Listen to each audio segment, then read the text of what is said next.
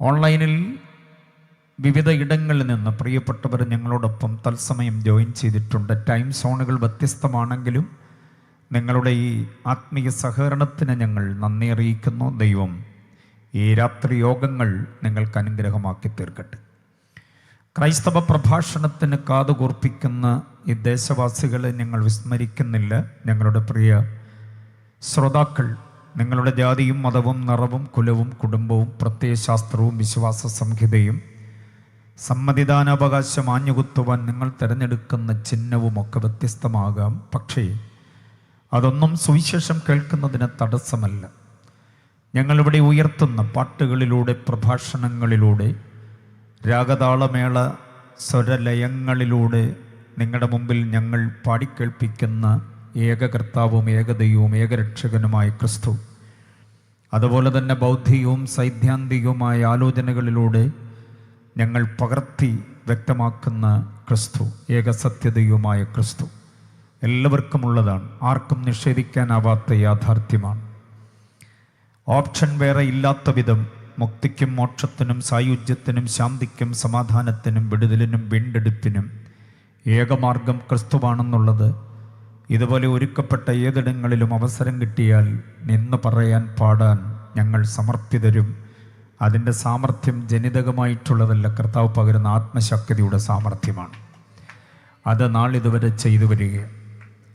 പ്രാവച്ചമ്പലത്തോ ബാലരാമപുരത്തോ നെയ്യാറ്റിൻകരയിലോ തിരുവനന്തപുരം സിറ്റിയിൽ എവിടെങ്കിലുമോ ആരെങ്കിലും നിങ്ങൾക്കൊരു ഹോട്ടൽ പരിചയപ്പെടുത്തിയിട്ട് അവിടെ കയറി കഴിക്കണം കേട്ടോ, നല്ല ഫുഡാണ് എന്ന് പറഞ്ഞാൽ നമ്മൾ അവിടെ എത്തി തിരഞ്ഞു പിടിച്ച പേര് കണ്ടുപിടിച്ച് അവിടെ എത്തി ഓർഡർ കൊടുക്കുന്നു മെനു കാർഡ് അനുസരിച്ച്.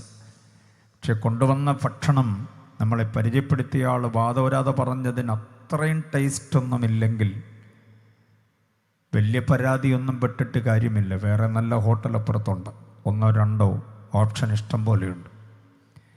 നാത്തൂനോ അളിയനോ മച്ചാനോ മച്ചമ്പിയൊക്കെ പരിചയപ്പെടുത്തിയ ഒരു വസ്ത്രാലയത്തിൽ കയറി നിങ്ങൾ ഒരു ജോഡി തുണി വാങ്ങിച്ചു, ഉപയോഗിച്ചൊന്ന് കഴുകിക്കഴിഞ്ഞപ്പം നിറം മങ്ങിപ്പോവുകയോ ചുരുങ്ങിപ്പോവുകയോ ചെയ്താൽ വലുതായിട്ട് പരാതിപ്പെട്ടിട്ട് കാര്യമൊന്നുമില്ല. വേറെ ഒരു വസ്ത്രാലയം നമുക്കിഷ്ടം പോലെയുണ്ട് ഇവിടെ, പേര് കേട്ടത് എത്രയെണ്ണം.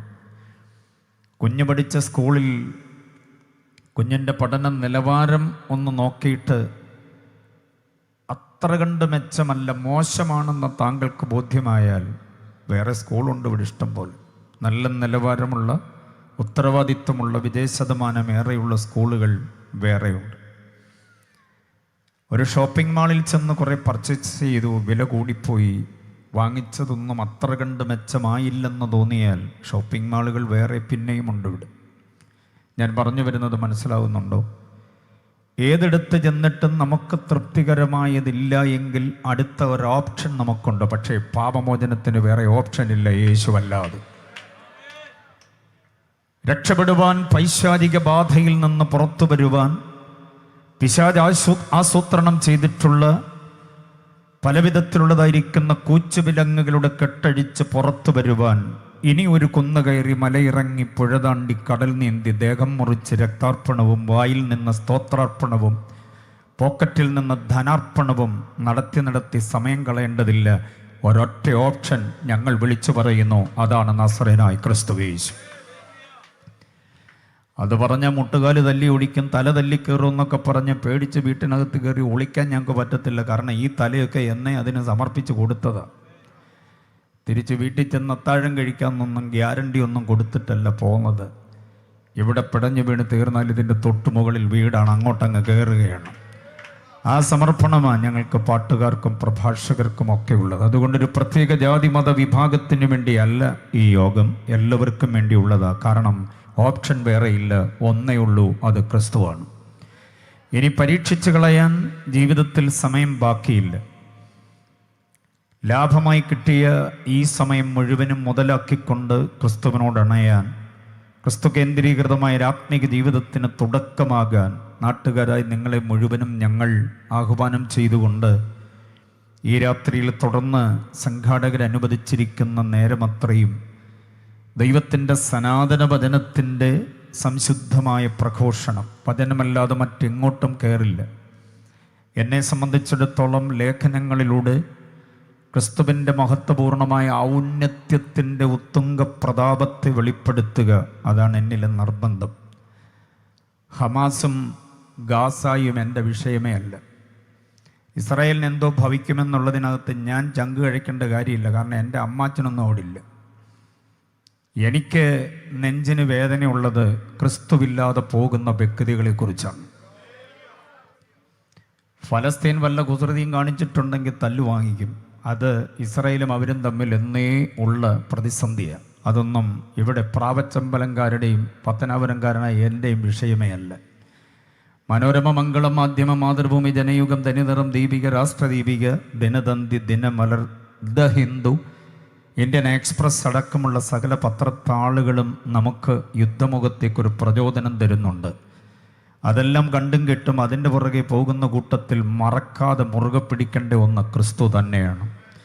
സകലത്തിൻ്റെ കാരണഭൂതൻ, ലോകത്തിൻ്റെ വിധികർത്താവ്, സർവശക്തൻ, സർവജ്ഞാനി, സർവവ്യാപി, സർവാധികാരി, നിത്യൻ, മാറ്റമില്ലാത്തവൻ, അത്യുന്നതൻ, സൽഗുണസമ്പൂർണൻ, മഹോന്നതൻ, മഹത്വ സിംഹാസനസ്ഥനായ ക്രിസ്തു എന്ന നാമവിശേഷത്തിൻ്റെ ഔന്നത്യമറിയാതെ വേറെ പലതും ചിലതുമൊക്കെ കൊട്ടിഘോഷിച്ചിട്ട് ആത്മരക്ഷ പ്രാപിപ്പാൻ കഴിയില്ല. അതുകൊണ്ട് ക്രിസ്തുവിൽ മാത്രം ഊന്നി നിന്നുകൊണ്ട് കൊലോസ്യ ലേഖനത്തിൻ്റെ മഹത്വപൂർണമായ ചിന്താധാരകൾ ഇവിടെ അകത്തിരിക്കുന്നവരും പുറത്തിരിക്കുന്നവരും ഓൺലൈനിൽ കേൾക്കുന്നവരും അറിയുന്നവരും ശ്രദ്ധിച്ച് കുറിച്ചെടുത്ത് പഠിക്കാൻ ചില വിചാരങ്ങളെ നിങ്ങൾക്ക് നൽകിത്തരുകയാണ്. പ്രബുദ്ധ മനസ്സുള്ള, ആത്മീയ വീക്ഷണമുള്ള, ദൈവവചനത്തിൻ്റെ പരിജ്ഞാനം ധാരാളമായി പ്രാപിച്ചിട്ടുള്ള നിരവധി പേരെന്നെ ശ്രദ്ധിക്കുന്നുണ്ട് എന്നെനിക്കറിയാം. വിദ്യാഭ്യാസം കൊണ്ട് പ്രബുദ്ധതയും സംഘടന കൊണ്ട് ശാക്തീകരണവും വന്നിട്ടുള്ള ജനതയും നാട്ടിലുണ്ടെന്നും എനിക്കറിയാം. അതുകൊണ്ട് തന്നെ നിഷ്പക്ഷമായി വാക്കുകൾക്ക് ചെവി തരണം. എവിടെങ്കിലും താങ്കൾക്ക് അവജ്ഞ തോന്നുന്നുണ്ടെങ്കിൽ അതിനെ എന്തെങ്കിലുമൊക്കെ പറഞ്ഞ് കാല് വലിച്ചു വെച്ച് നടന്നകന്നു പോകാതെ വിശദീകരണം തേടേണ്ടത് എവിടെയാണ്, വിശദീകരണം വേണ്ടത് എവിടെയാണെന്ന് പറഞ്ഞാൽ ആ ഭാഗത്തിന് വചനാനുസൃതമായി വേദപുസ്തക സംബന്ധമായി വിശദീകരണവും തന്നുകൊണ്ടുപോകാൻ ഞങ്ങൾ ഒരുക്കമാണ്. നാളെ രാത്രി പ്രസംഗിക്കേണ്ട കർത്തൃദാസൻ ഇവിടെയുണ്ട്. അദ്ദേഹം ഞങ്ങൾ 3 പേര് പറഞ്ഞതിൻ്റെ ബാക്കി പത്രമായി ചിന്തകളെ പൂരിപ്പിക്കാൻ കരുത്തുള്ള കർത്തൃദാസന്. അദ്ദേഹത്തിൻ്റെ സാന്നിധ്യത്തിൽ ഇവിടെ ആയിരിക്കുന്നതിൽ സന്തോഷമുണ്ട്. ഗ്രേസ് ക്രിസ്ത്യൻ ബൈബിൾ സെമിനാരി എന്ന ഒരു പ്രസ്ഥാനമുണ്ട്.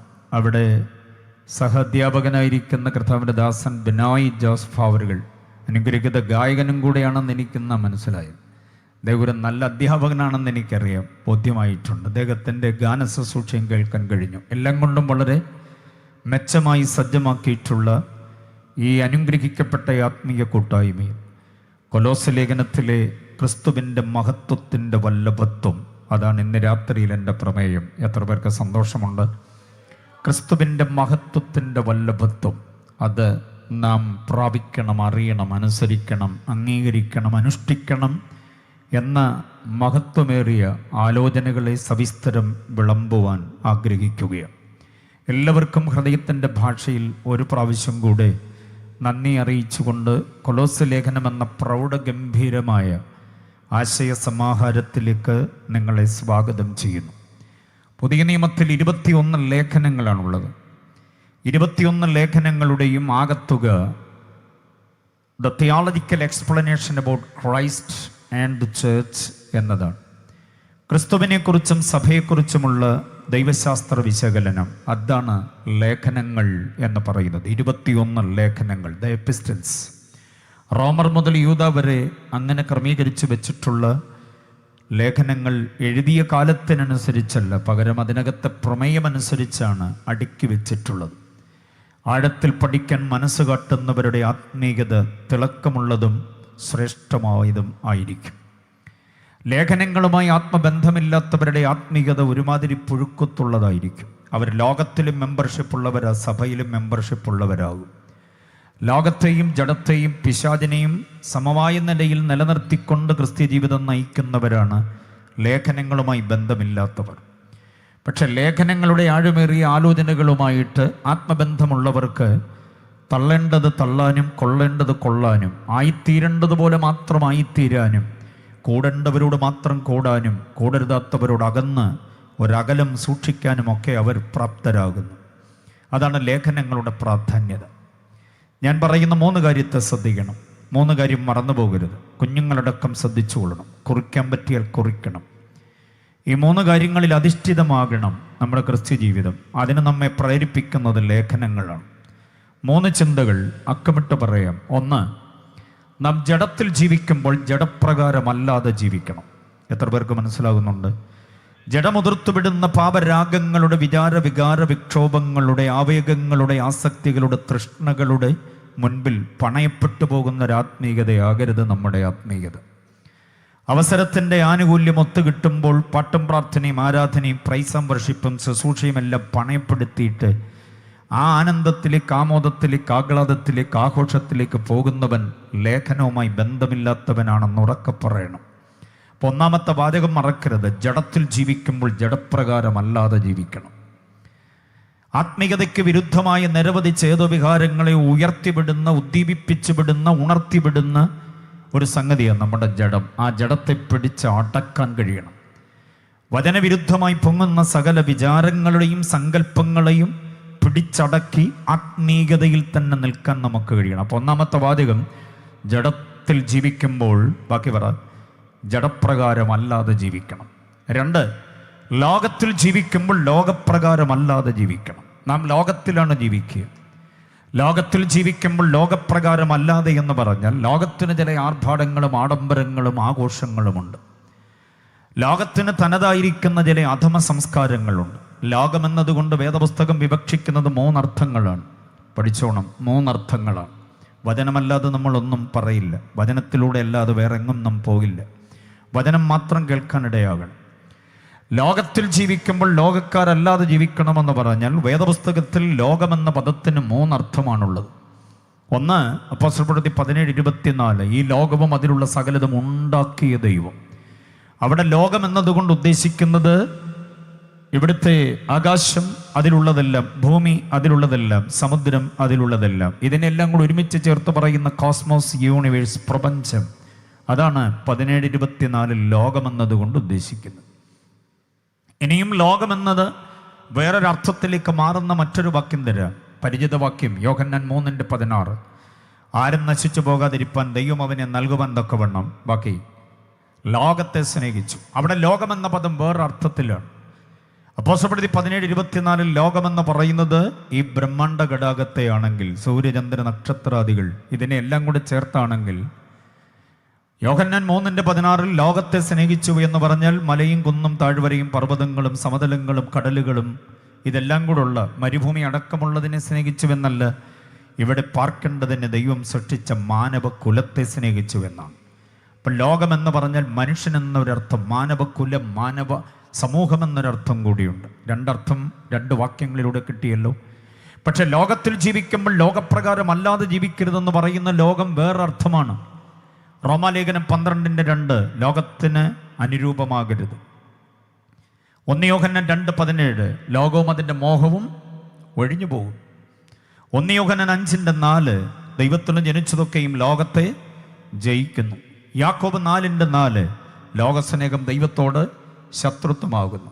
യാക്കോബ് 1:27 ലോകത്തിൻ്റെ കളങ്കം പറ്റാതെ തന്നെത്താൻ കാത്തുകൊള്ളണം. കണ്ടോ, ഈ വാക്യങ്ങളിലെല്ലാം ലോകമെന്ന പദമുണ്ട്. അർത്ഥം എന്താണെന്നറിയാമോ? ദ സൈറ്റാനിക് സിസ്റ്റം, സാത്താന്യ വ്യവസ്ഥിതി എന്നാണ്. 2 കൊരിന്ത്യർ 4:4 പറയുന്ന ഈ ലോകത്തിൻ്റെ ദൈവം അത് പിശാചാണ്. ആ പിശാചിനാൽ നിയന്ത്രിതമാക്കപ്പെടുന്നൊരു വ്യവസ്ഥിതി, അതിനകത്താണ് കൊല്ലും കൊലയും അക്രമങ്ങളും അനീതികളും ഉള്ളത്. അതിനകത്താണ് സ്ത്രീ പീഡനമുള്ളത്, അതിനകത്താണ് പുരുഷ പീഡനമുള്ളത്, അതിനകത്താണ് മറ്റുള്ളവനെ അപഹരിക്കുന്ന അപകരണ സാധ്യതയുള്ളത്. ഇന്നത്തെ പത്രത്തിൽ നമ്മൾ കണ്ടു, 6 വയസ്സുള്ളൊരു പെൺകുട്ടിയെ മൃഗീയമായി പീഡിപ്പിച്ചിട്ട് കെട്ടിത്തൂക്കി കൊന്നുകളഞ്ഞവനെ കോടതി വെറുതെ വിട്ടു. നിയമമല്ലേ, എന്തുമാകാം, നടക്കട്ടെ, അതൊന്നും നമ്മുടെ വിഷയമല്ല. 5 വയസ്സുകാരി പെൺകുഞ്ഞിനെ മൃഗീയമായി തകർത്ത് കളഞ്ഞ മറ്റൊരു പ്രതി, 16 വയസ്സുള്ളൊരു പെൺകുട്ടിയെ മുമ്പ് പീഡിപ്പിച്ചവൻ, അവനിപ്പോഴും ജയിലില്ല. ഇങ്ങനെ ഒത്തിരി സംഭവങ്ങൾ. ഇതൊക്കെ ലോകത്തിൻ്റെ തിന്മയാണ്. കള്ളും കഞ്ചാവും, അതേപോലെ മനുഷ്യൻ്റെ പ്രത്യുൽപാദന വ്യവസ്ഥിതിയെ നശിപ്പിക്കുന്ന, ശ്വസനേന്ദ്രിയ വ്യവസ്ഥിതിയെ നശിപ്പിക്കുന്ന, ദഹനേന്ദ്രിയ വ്യവസ്ഥിതിയെ നശിപ്പിക്കുന്ന, രക്തചംക്രമണ വ്യവസ്ഥിതിക്ക് ദോഷം വരുത്തുന്ന ലഹരി പദാർത്ഥങ്ങളുടെ വിശാലമായിരിക്കുന്ന വിപണനം, അതൊക്കെ ലോകത്തിൻ്റെ തിന്മയാണ്. അപ്പം ലോകമെന്ന് പറഞ്ഞാൽ ദ സൈറ്റാനിക് സിസ്റ്റം. മതത്തിൻ്റെ പേരിൽ, പാർട്ടിയുടെ പേരിൽ, വർഗത്തിൻ്റെ, കുലത്തിൻ്റെ, കുടുംബത്തിൻ്റെ പേരിൽ, ദേശത്തിൻ്റെ, ഭാഷയുടെ, ദിക്കുകളുടെ പേരിൽ അടിപിടി കലാശങ്ങൾ, ജയില് നിറയുകയാണ്, ശൂന്യമാകുന്നില്ല ഓരോ ദിവസവും. ഇതെല്ലാം ലോകത്തിൻ്റെ തിന്മയാണ്. സ്വന്തം ഭാര്യയോട് വിശ്വസ്തത പുലർത്താതെ, ഭർത്താവിനോട് വിശ്വസ്തത പുലർത്താതെ, ജനിപ്പിച്ച മാതാപിതാക്കളോട് ആദരവില്ലാതെ, ജനിപ്പിച്ച കുഞ്ഞുങ്ങളോട് ഉത്തരവാദിത്വ ബോധമില്ലാതെ, തന്നിഷ്ടമനുസരിച്ച് ധാർഷ്ട്യം, ധിക്കാരം, താൻ പോരും, അഹങ്കാരം, വിമർശനം, വിരോധം, വിദ്വേഷം, വിഭാഗീയ മനോഭാവം, ഇതൊക്കെയായി നീങ്ങുന്നതാണ് ലോകത്തിൻ്റെ സംസ്കാരം. ഈ അധമ ലോകത്തിൽ നാം ജീവിക്കുമ്പോൾ ഇതൊന്നും നമ്മെ ഏശാതെ ജീവിക്കുന്നതാണ് ആത്മീയത. എത്ര പേർക്ക് ബോധ്യമായി? രണ്ട് കാര്യങ്ങൾ നിങ്ങൾക്ക് കൃത്യമായി എന്ന് ഞാൻ കരുതുന്നു. മൂന്നാമതൊരു ചിന്ത കൂടെ കുറിച്ചു കൊള്ളണം. നാം ഈ ലോകത്തിൽ ജീവിക്കുമ്പോൾ വരാനുള്ള ലോകത്തിൻ്റെ പ്രതീക്ഷയോടെ ജീവിക്കുന്നതാണ് യഥാർത്ഥ ആത്മീയത. ഇപ്പം ജഡത്തിൽ ജീവിക്കുമ്പോൾ ജഡപ്രകാരമല്ലാതെ ജീവിക്കണം. ഈ ലോകത്തിൽ ജീവിക്കുമ്പോൾ ലോകക്കാരല്ലാതെ ജീവിക്കണം. ഈ ലോകത്തിൽ നാം ജീവിക്കുമ്പോൾ മൂന്നാമത്തെ ചിന്ത, വരാനൊരു ലോകമുണ്ടെന്ന പ്രതീക്ഷയോടെ ജീവിക്കാൻ കഴിയണം. എബ്രായ ലേഖനം 2:5 നാം പ്രസ്താവിക്കുന്ന ഭാവി ലോകം, അതിനകത്ത് സമരമില്ല, ഇൻഖുലാബില്ല, അതിനകത്ത് പിക്കറ്റിങ്ങോ ഹർത്താലോ വഴിതടയിൽ സമരമോ കരിങ്കൊടി പ്രകടനങ്ങളോ ഇല്ല. സമത്വസുന്ദര സാഹോദര്യം ഉറഞ്ഞ് നിറഞ്ഞ് തികഞ്ഞ് നിൽക്കുന്നൊരു വ്യവസ്ഥിതിയാണ്. മനസ്സിലായില്ലേ? ഇന്ന് നമ്മൾ കാണുന്ന യാതൊരു വിധത്തിലുള്ള ദോഷങ്ങളുമില്ലാത്ത, സമരസന്നാഹങ്ങളില്ലാത്ത, സത്യ, ധർമ്മ, ന്യായ, നീതികൾ കോർത്തിണക്കപ്പെട്ടൊരു വ്യവസ്ഥിതി, അതാണ് വരാനുള്ള ലോകം. ആ ലോകത്തിൻ്റെ അധിപൻ എന്ന് പറയുന്നത് ഒരു കൂട്ടുകക്ഷി ഭരണമല്ല. ആ ലോകത്തിൻ്റെ അധിപൻ ഞങ്ങൾ ഹൃത്തടം കൊണ്ട് ഏറ്റെടുത്തിട്ടുള്ളതും ജീവിക്കുന്ന കാലമത്രയും അവന് വേണ്ടി എന്നുറക്കെ പറയുന്നതുമായ ക്രിസ്തു യേശു തന്നെയാണ്, നീതിയോടെ ഭരിക്കുന്നൊരു രാജാവ്. അപ്പോൾ ഈ മൂന്ന് ചിന്തയെ ആരാണോ നിരുപാധികം ഏറ്റെടുക്കുന്നത് അവരാണ് യഥാർത്ഥ ആത്മീകർ എന്ന് നാം അറിയണം. ആ ആത്മീയതയിലേക്ക് നമ്മെ വഴിതെളിക്കുന്ന മഹത്വപൂർണമായൊരു പ്രാർത്ഥനയാണ് കൊലോസ്യ ലേഖനം 1:10 മുതൽ 13 വരെ. ദൈവദാസന്മാർ, വേദവിദ്യാർത്ഥികൾ, വിശ്വാസ സമൂഹം ശ്രദ്ധിക്കാൻ ഇനിയൊരു കാര്യം, പൗലോസിൻ്റെ ലേഖനങ്ങൾ 14 എണ്ണമാണ്, റോമർ മുതൽ എബ്രായ ലേഖനം വരെ. എബ്രായ ലേഖനം പൗലോസിൻ്റെതാണെന്ന് ഞാൻ വിശ്വസിക്കുന്നത് കൊണ്ട് അങ്ങനെ പറയുക. അതല്ലെങ്കിൽ 13 ലേഖനം, ഫിലേമോൻ്റെ ലേഖനം വരെ.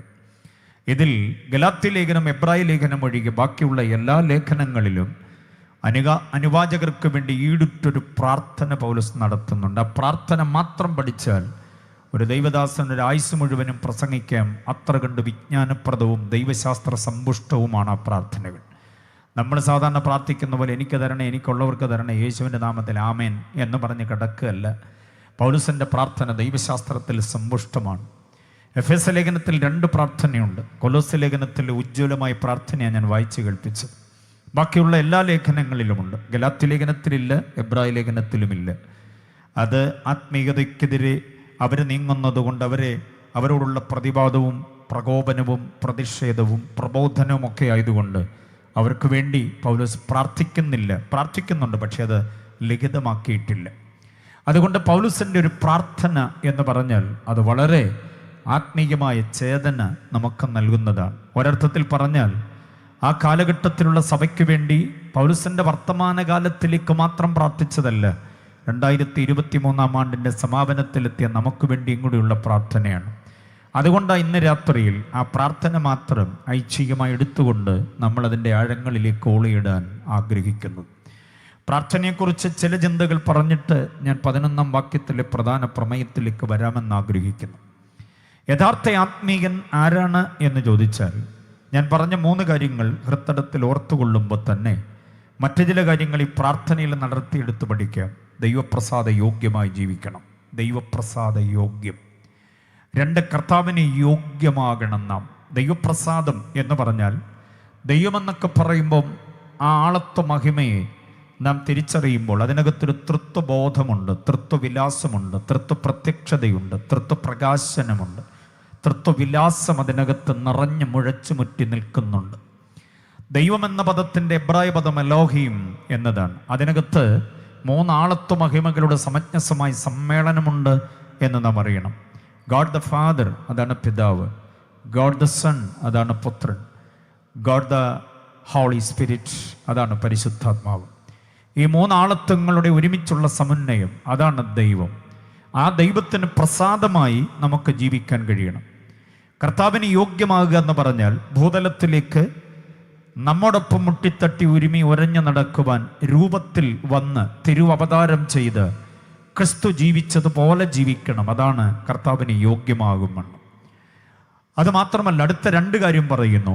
ദൈവത്തെക്കുറിച്ചുള്ള പരിജ്ഞാനം പ്രാപിക്കണം. അടുത്ത ഒരു കാര്യം പറയുന്നു, ദൈവ ഇഷ്ടത്തിൻ പരിജ്ഞാനം. യുവതി യുവാക്കന്മാരൊക്കെ വായിച്ചു നോക്കണം ആ 10-ാം വാക്യം. നാം പ്രാപിക്കേണ്ട രണ്ട് പരിജ്ഞാനം, ആത്മീയ ജീവിതം ഔന്നത്യം പ്രാപിക്കേണ്ടതിന് നമുക്കുതകുന്ന രണ്ട് പരിജ്ഞാനം. ഒന്ന് ദൈവ പരിജ്ഞാനം, രണ്ട് ദൈവ ഇഷ്ടത്തിൻ പരിജ്ഞാനം. ഇത് രണ്ടും പ്രാപിക്കാത്ത ഒരു വ്യക്തിയുടെ ആത്മീയത അധോഗതിയിലേക്ക് നിപതിക്കാനിടയാവും. ദൈവം ആരാണ് എന്ന പരിജ്ഞാനമില്ലാത്തത് പലരുടെയും വിഷയം. പ്രത്യേകിച്ച് ആർഷ ഭാരതത്തിൻ്റെ പൊതുവായ പ്രശ്നം കേന്ദ്ര ഭരണം ശരിയല്ലെന്നോ സംസ്ഥാന ഭരണം ശരിയല്ലെന്നോ എന്നൊക്കെ വാർത്താമാധ്യമങ്ങൾ പറയുന്നുണ്ട്. പക്ഷേ വേദപുസ്തകത്തെ നെഞ്ചോടടിപ്പിക്കുന്ന ഞങ്ങൾക്ക് പറയാനുള്ളത്, അങ്ങ് ഇന്ദ്രപ്രസ്ഥം കേൾക്കയോ അല്ലെങ്കിൽ അങ്ങ് അനന്തപുരി കേൾക്കയോ ഉറക്കെ പറയാൻ ഞങ്ങൾക്കുള്ളിൽ താല്പര്യമുള്ളതും ചേതനയുള്ളതുമായ പ്രധാന ചിന്ത ഈ മുനിപുങ്കവന്മാരുടെ ഋഷീശ്വരന്മാരുടെ വേദങ്ങളുടെ ഭിന്നമത രാഷ്ട്രീയ സംസ്കാര ജാതീയ അനുഭവങ്ങൾ തിങ്ങി നിറഞ്ഞു നിൽക്കുന്ന നമ്മുടെ രാജ്യത്തിൻ്റെ ഏറ്റവും വലിയ പ്രധാന പ്രശ്നം എന്താണെന്നറിയാമോ? ദൈവപരിജ്ഞാനമില്ലാതെ പോകുന്നതാണ്. ദൈവപരിജ്ഞാനമില്ലാതെ പോകുന്നു. എന്താണ് ദൈവപരിജ്ഞാനം? ആരാണ് ദൈവം, ഏതാണ് സത്യദൈവമെന്ന ബോധമില്ലാതെ പലതിനെയും ചിലതിനെയും എല്ലാം ദൈവമെന്ന് കണ്ട് നമിക്കുന്ന, പ്രണമിക്കുന്ന, പ്രണയിക്കുന്ന ഒരു രീതി നിലനിൽക്കുന്നു എന്നുള്ളത്. ആകാശത്തെ ആരാധിക്കുന്നവരും സൂര്യനെ ആരാധിക്കുന്നവരും ചന്ദ്രനെയും നക്ഷത്രങ്ങളെയും ആരാധിക്കുന്നവരുണ്ട്. എല്ലാ ഭൂതപ്രേത പിശാചുക്കൾ യക്ഷിഗന്ധർവന്മാരെ ആരാധിക്കുന്നവരുണ്ട്. ഒഴുകുന്ന പുഴയും ഇലച്ചാർത്തുള്ള വൃക്ഷവും കാട്ടുമൃഗവും നാട്ടുമൃഗവും പറവകളും പ്രാണികളും അനിതര സാധാരണമായി ശേഷിയുള്ള സ്ത്രീകളും പുരുഷന്മാരും ഒക്കെ ഇവിടെ ആരാധ്യന്മാരാകുമ്പോൾ വേദപുസ്തകം വെളിപ്പെടുത്തുന്ന ഏകസത്യ ദൈവത്തെക്കുറിച്ചുള്ള പരിജ്ഞാനമില്ലാതെ പോകുന്നത് കൊണ്ട് ആത്മീയ അന്ധതയിലേക്ക് മനുഷ്യൻ നീങ്ങുകയാണ്. ഒരൊറ്റ മതത്തിൻ്റെയും കുത്തകയല്ലാത്ത, ഒരു മന്ത്രവാദിയുടെയും അക്ഷരക്കൂട്ടിനകത്ത് കാലുകുരുങ്ങി നിൽക്കാത്ത ഒരു സത്യദൈവമുണ്ട്, ഏകസത്യദൈവം. ആ ഏകസത്യദൈവം സകല മനുഷ്യൻ്റെയും സകല പ്രശ്നങ്ങൾക്കും പരിഹാരകനാണ്. എൻ്റെ ദേഹദണ്ഡനത്തിന് ഞാൻ വടക്കോട്ടും, എൻ്റെ ശത്രുക്കളുടെ സംഹാരത്തിന് ഞാൻ തെക്കോട്ടും, എൻ്റെ ഭൂമിക നന്നായി വിളയേണ്ടതിന് ഞാൻ പടിഞ്ഞാറോട്ടും, എൻ്റെ തലമുറ നന്നായിട്ട് വിദ്യാസമ്പന്നരും സന്താന സൗഭാഗ്യമുള്ളവരുമാകേണ്ടതിന് ഞാൻ അങ്ങ് കിഴക്കോട്ടും ഓടണമെന്ന് ഇവിടെ പല വേദാന്തികളും പറയുമ്പോൾ ഞാൻ അനുഭവിക്കുന്ന 100 150 ആയിരക്കണക്കിന് പ്രശ്നങ്ങൾ ഒന്നിച്ച് പരിഹരിച്ചു തരാൻ കഴിയുന്ന സർവശക്തനും സർവജ്ഞാനിയും സർവവുമായ ഒരു ദൈവമുണ്ട്. ആ ദൈവം ആരുടെയും മന്ത്രോച്ചാരണത്തിൻ്റെ അക്ഷരക്കൂട്ടിൽ കാലുകുരുങ്ങി നിൽക്കുന്നവനല്ല, പകരം സർവ്വവ്യാപിയും സർവ്വ അധികാരിയുമാണ്. ആ ദൈവമാണ് യഥാർത്ഥ ദൈവം. ആ ദൈവത്തെക്കുറിച്ചുള്ള പരിജ്ഞാനം നമ്മൾ പ്രാപിക്കണം. ആ ദൈവത്തെക്കുറിച്ചുള്ള പരിജ്ഞാനം പ്രാപിക്കുവാനുള്ള ഏകമാർഗം ഒന്നല്ലാതെ വേറൊന്നില്ല. ഏകമാർഗം ദൈവത്തിൻ്റെ സനാതന വചനമായ വിശുദ്ധ ബൈബിളാണ്. അതുകൊണ്ട് തന്നെ ഇതുമായി ബന്ധപ്പെട്ട പാട്ടുകളും ഇതുമായി ബന്ധപ്പെട്ട പ്രസംഗങ്ങളും ഞങ്ങൾക്ക് ദേശത്തോട് ചെയ്തേ പറ്റുകയുള്ളൂ. അത് കേൾക്കാൻ നിഷ്പക്ഷമായി മനസ്സ് കാട്ടിയാൽ തങ്ങളുടെ ജീവിതത്തിനത് സ്വാതന്ത്ര്യത്തിൻ്റെ പൊൻപുലരി പ്രദാനം ചെയ്യും. അത് അനുഭവിക്കുന്നവർ കരങ്ങൾ ഉയർത്തി കർത്താവിനെ സ്തുതിച്ചാട്ടെ. ഞാൻ ഈ മൈക്രോഫോൺ ഇവിടെ ഇരിക്കുന്ന പലരുടെ കയ്യിലേക്ക് ഹാൻഡ് ഓവർ ചെയ്താൽ മദ്യം അവർക്ക് വരുത്തിയ വിനാശം, ജീവിതത്തിൻ്റെ ദുർഗുണങ്ങളും ദുശീലങ്ങളും അവരെ മനുഷ്യരല്ലാതാക്കി മാറ്റിയ കുറേ കാലഘട്ടത്തിൻ്റെ ഇരുണ്ട യുഗത്തിൻ്റെ സാക്ഷ്യം ഒക്കെ അവർക്ക് പറയാനുണ്ട്. പെറ്റമ്മ തലേ കൈവച്ച് ഇങ്ങനെ ഒരെണ്ണം എൻ്റെ വയറ്റിൽ വന്ന് പറന്നല്ലോ തമ്പുരാനെ, ഇവനെ അങ്ങ് വിളിച്ചൂടെ എന്ന് വരെ പ്രാഗി അലക്കത്തക്ക നിലയിൽ മനോവേദന ഉണ്ടാക്കിയ പലരും ഇവിടെയുണ്ട്. അവരുടെ ജീവിതത്തിന് മാറ്റമുണ്ടാക്കിയത് പോലീസിൻ്റെ മുഷ്ടിപ്രയോഗമല്ല, ലോക്കപ്പിനകത്ത് പൂട്ടിയിട്ടിട്ട് തച്ചിന് നിന്ന് ഇടിച്ചതുകൊണ്ട് നന്നായതല്ല. ആ ഇടിയൊക്കെ കൊള്ളുമ്പോഴും വർദ്ധിത വീര്യത്തോടെ പുറത്തിറങ്ങിയാൽ മറ്റവൻ്റെ പള്ളയ്ക്ക് കത്തികയറ്റണമെന്ന പ്രതികാര മനോഭാവത്തോടെയാ അവരതിനകത്ത് കഴിഞ്ഞത്. പക്ഷേ അഴിക്കകത്തേക്ക് ഞങ്ങൾ നീട്ടിക്കൊടുത്ത സുവിശേഷ പ്രതികൾ ജീവിതത്തിൽ മാറ്റം വരുത്തിയ 1000 പേരല്ല, 10,000-കണക്കിനല്ല, ലക്ഷക്കണക്കിന് ആളുകളെ ഞങ്ങൾ നിരത്തി നിർത്തിത്തരാം. ഇവിടുത്തെ ഭരണാധിപന്മാരുടെ ഭരണത്തിൻ്റെ ഏറ്റവും വലിയ ആനുകൂല്യം കൊണ്ട് നന്നായവരെക്കാൾ അധികം, ഏറ്റവും അധികം ആളുകളെ സുവിശേഷം കൊണ്ട് നന്നാക്കിയെടുത്തു എന്നുള്ള വസ്തുത ഞങ്ങളിൽ വ്യാപരിച്ച ഞങ്ങളുടെ സ്വസിദ്ധമായ കഴിവല്ല, പകരം ദൈവത്തിൻ്റെ പരിശുദ്ധാത്മാവിൻ്റെ ദൈവാത്മനിയോഗത്തിൻ്റെ. അതുകൊണ്ടാണ് ഞങ്ങൾ സുവിശേഷം ഇത്ര ആത്മധൈര്യത്തോടെ നെഞ്ചുറപ്പോടെ തൻ്റെ ഇടത്തോടെ പാടുന്നതും പറയുന്നതും. കേൾക്കാൻ നമുക്ക് കൊലോസ്യ ലേഖനം നൽകുന്ന ആത്മീയതയുടെ അനുഗ്രഹീതമായ അനുഭവം. ഇപ്പം ദൈവത്തെക്കുറിച്ചുള്ള പരിജ്ഞാനം, ദൈവ ഇഷ്ടത്തിൻ പരിജ്ഞാനം. ദൈവ ഇഷ്ടത്തിൻ പരിജ്ഞാനം എന്ന് പറഞ്ഞാൽ എന്താ? ദൈവത്തെക്കുറിച്ചൊരു വ്യക്തി ആഴമായി ബോധ്യമായി കഴിഞ്ഞാൽ അവൻ്റെ നാവിൽ നിന്ന് ഉയരുന്ന അടുത്ത ചോദ്യം വാട്ട് ഷാൽ ഐ ഡു, ഞാൻ എന്ത് ചെയ്യണമെന്നുള്ളത്. ദൈവം ആരാണെന്ന് തിരിച്ചറിവ് ഉണ്ടായിക്കഴിഞ്ഞാൽ ആ ദൈവത്തോട് തന്നെ ചോദിക്കണം വാട്ട് ഷാൽ ഐ ഡു, ഞാൻ എന്താ ചെയ്യേണ്ടത് എന്ന് പറഞ്ഞാൽ എൻ്റെ അർത്ഥം ഇതുവരെ ഞാൻ എനിക്ക് ഇഷ്ടമുള്ളതുപോലൊക്കെ പോയി വന്നു, ചെയ്തു, കഴിച്ചു, കുടിച്ചു, ഉടുത്തു, മുട്ടി, തട്ടി, ഉരുമി, ഒരഞ്ഞു, നടന്നു.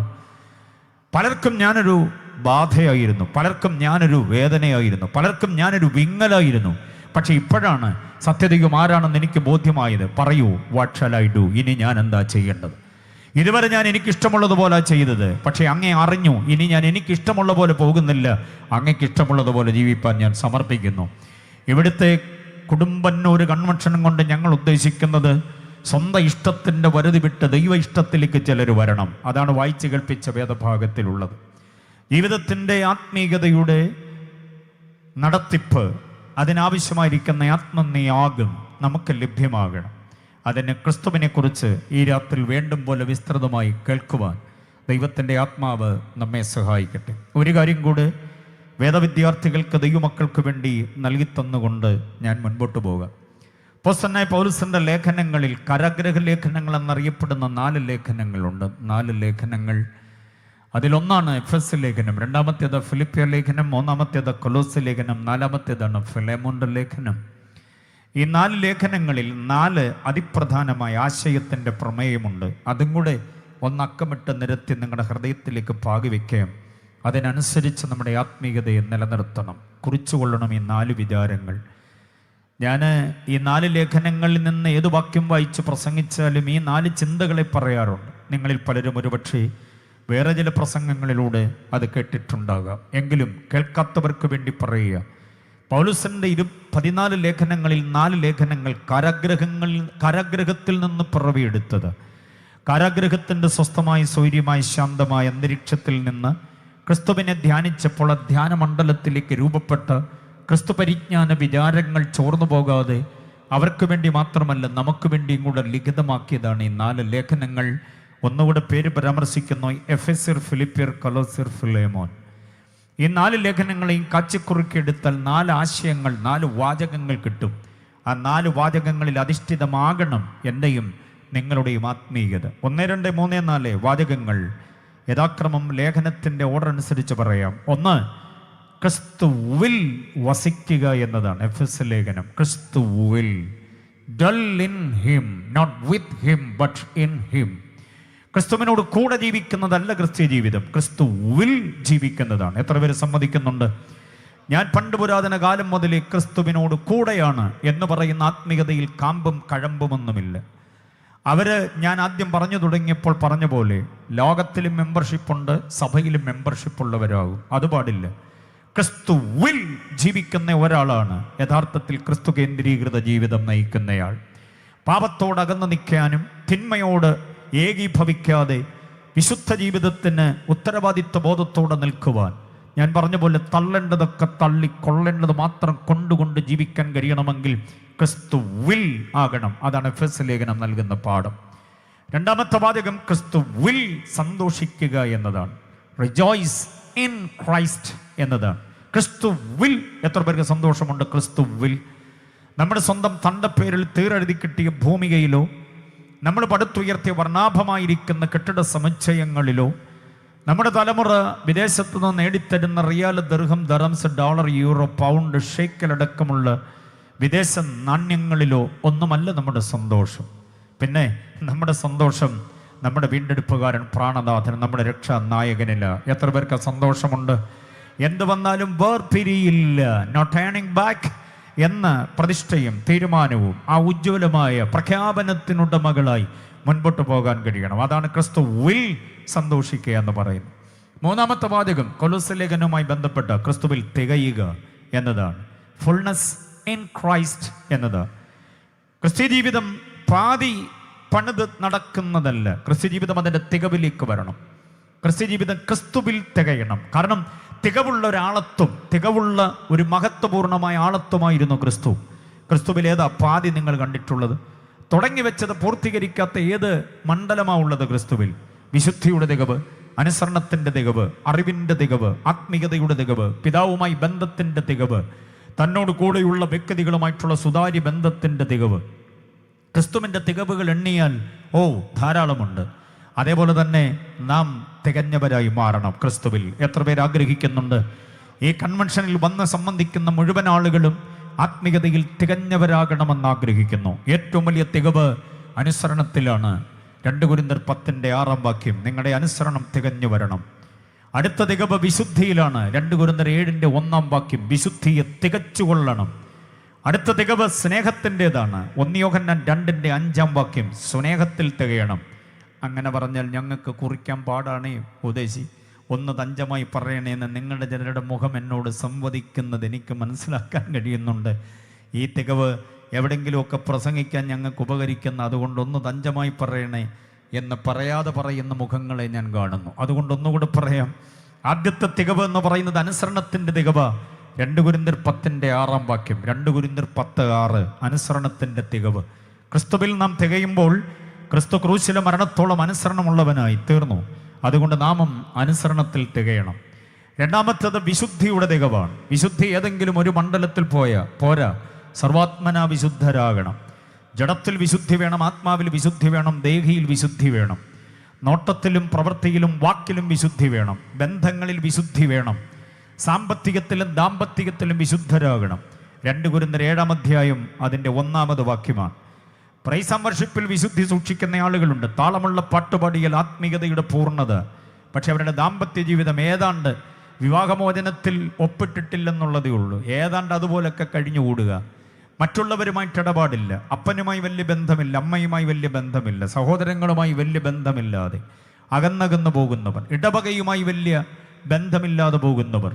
അതാണ് വിശുദ്ധിയുടെ തികവെന്ന് പറഞ്ഞാൽ. വിശുദ്ധമായ ബന്ധത്തിൻ്റെ ആ ഊഷ്മളതയും അതിൻ്റെ പരിപാവനതയും പവിത്രതയും അനന്യതയും നീതിയും സത്യസന്ധതയുമാണ്. ഇപ്പോൾ വിശുദ്ധിയിൽ തികയണം. അടുത്ത തികവ് സ്നേഹത്തിൻ്റെ തികവാണ്. 1 യോഹന്നാൻ 2:5 ദൈവസ്നേഹം വാസ്തവമായി നിങ്ങളിൽ തികയണം. കണ്ടോ, കൊലോസ്യ ലേഖനം പറയുന്ന തികവ് അതിശ്രേഷ്ഠമായ തികവാണ്. അടുത്തത് ദൈവഹിതത്തിൽ നാം തികയണം. ദൈവഹിതത്തിൽ കൊലോസ്യ ലേഖനം 4:12 ദൈവഹിതം സംബന്ധിച്ചൊക്കെയും നിങ്ങൾ പൂർണ്ണ നിശ്ചയം, നിങ്ങൾ തികഞ്ഞവരും പൂർണ്ണ നിശ്ചയമുള്ളവരുമാകണം. അപ്പോൾ ഈ വിധമായിരിക്കുന്ന തികവ്. അടുത്ത പൗലോസ് പറയുന്ന വേറൊരു തികവുണ്ട്.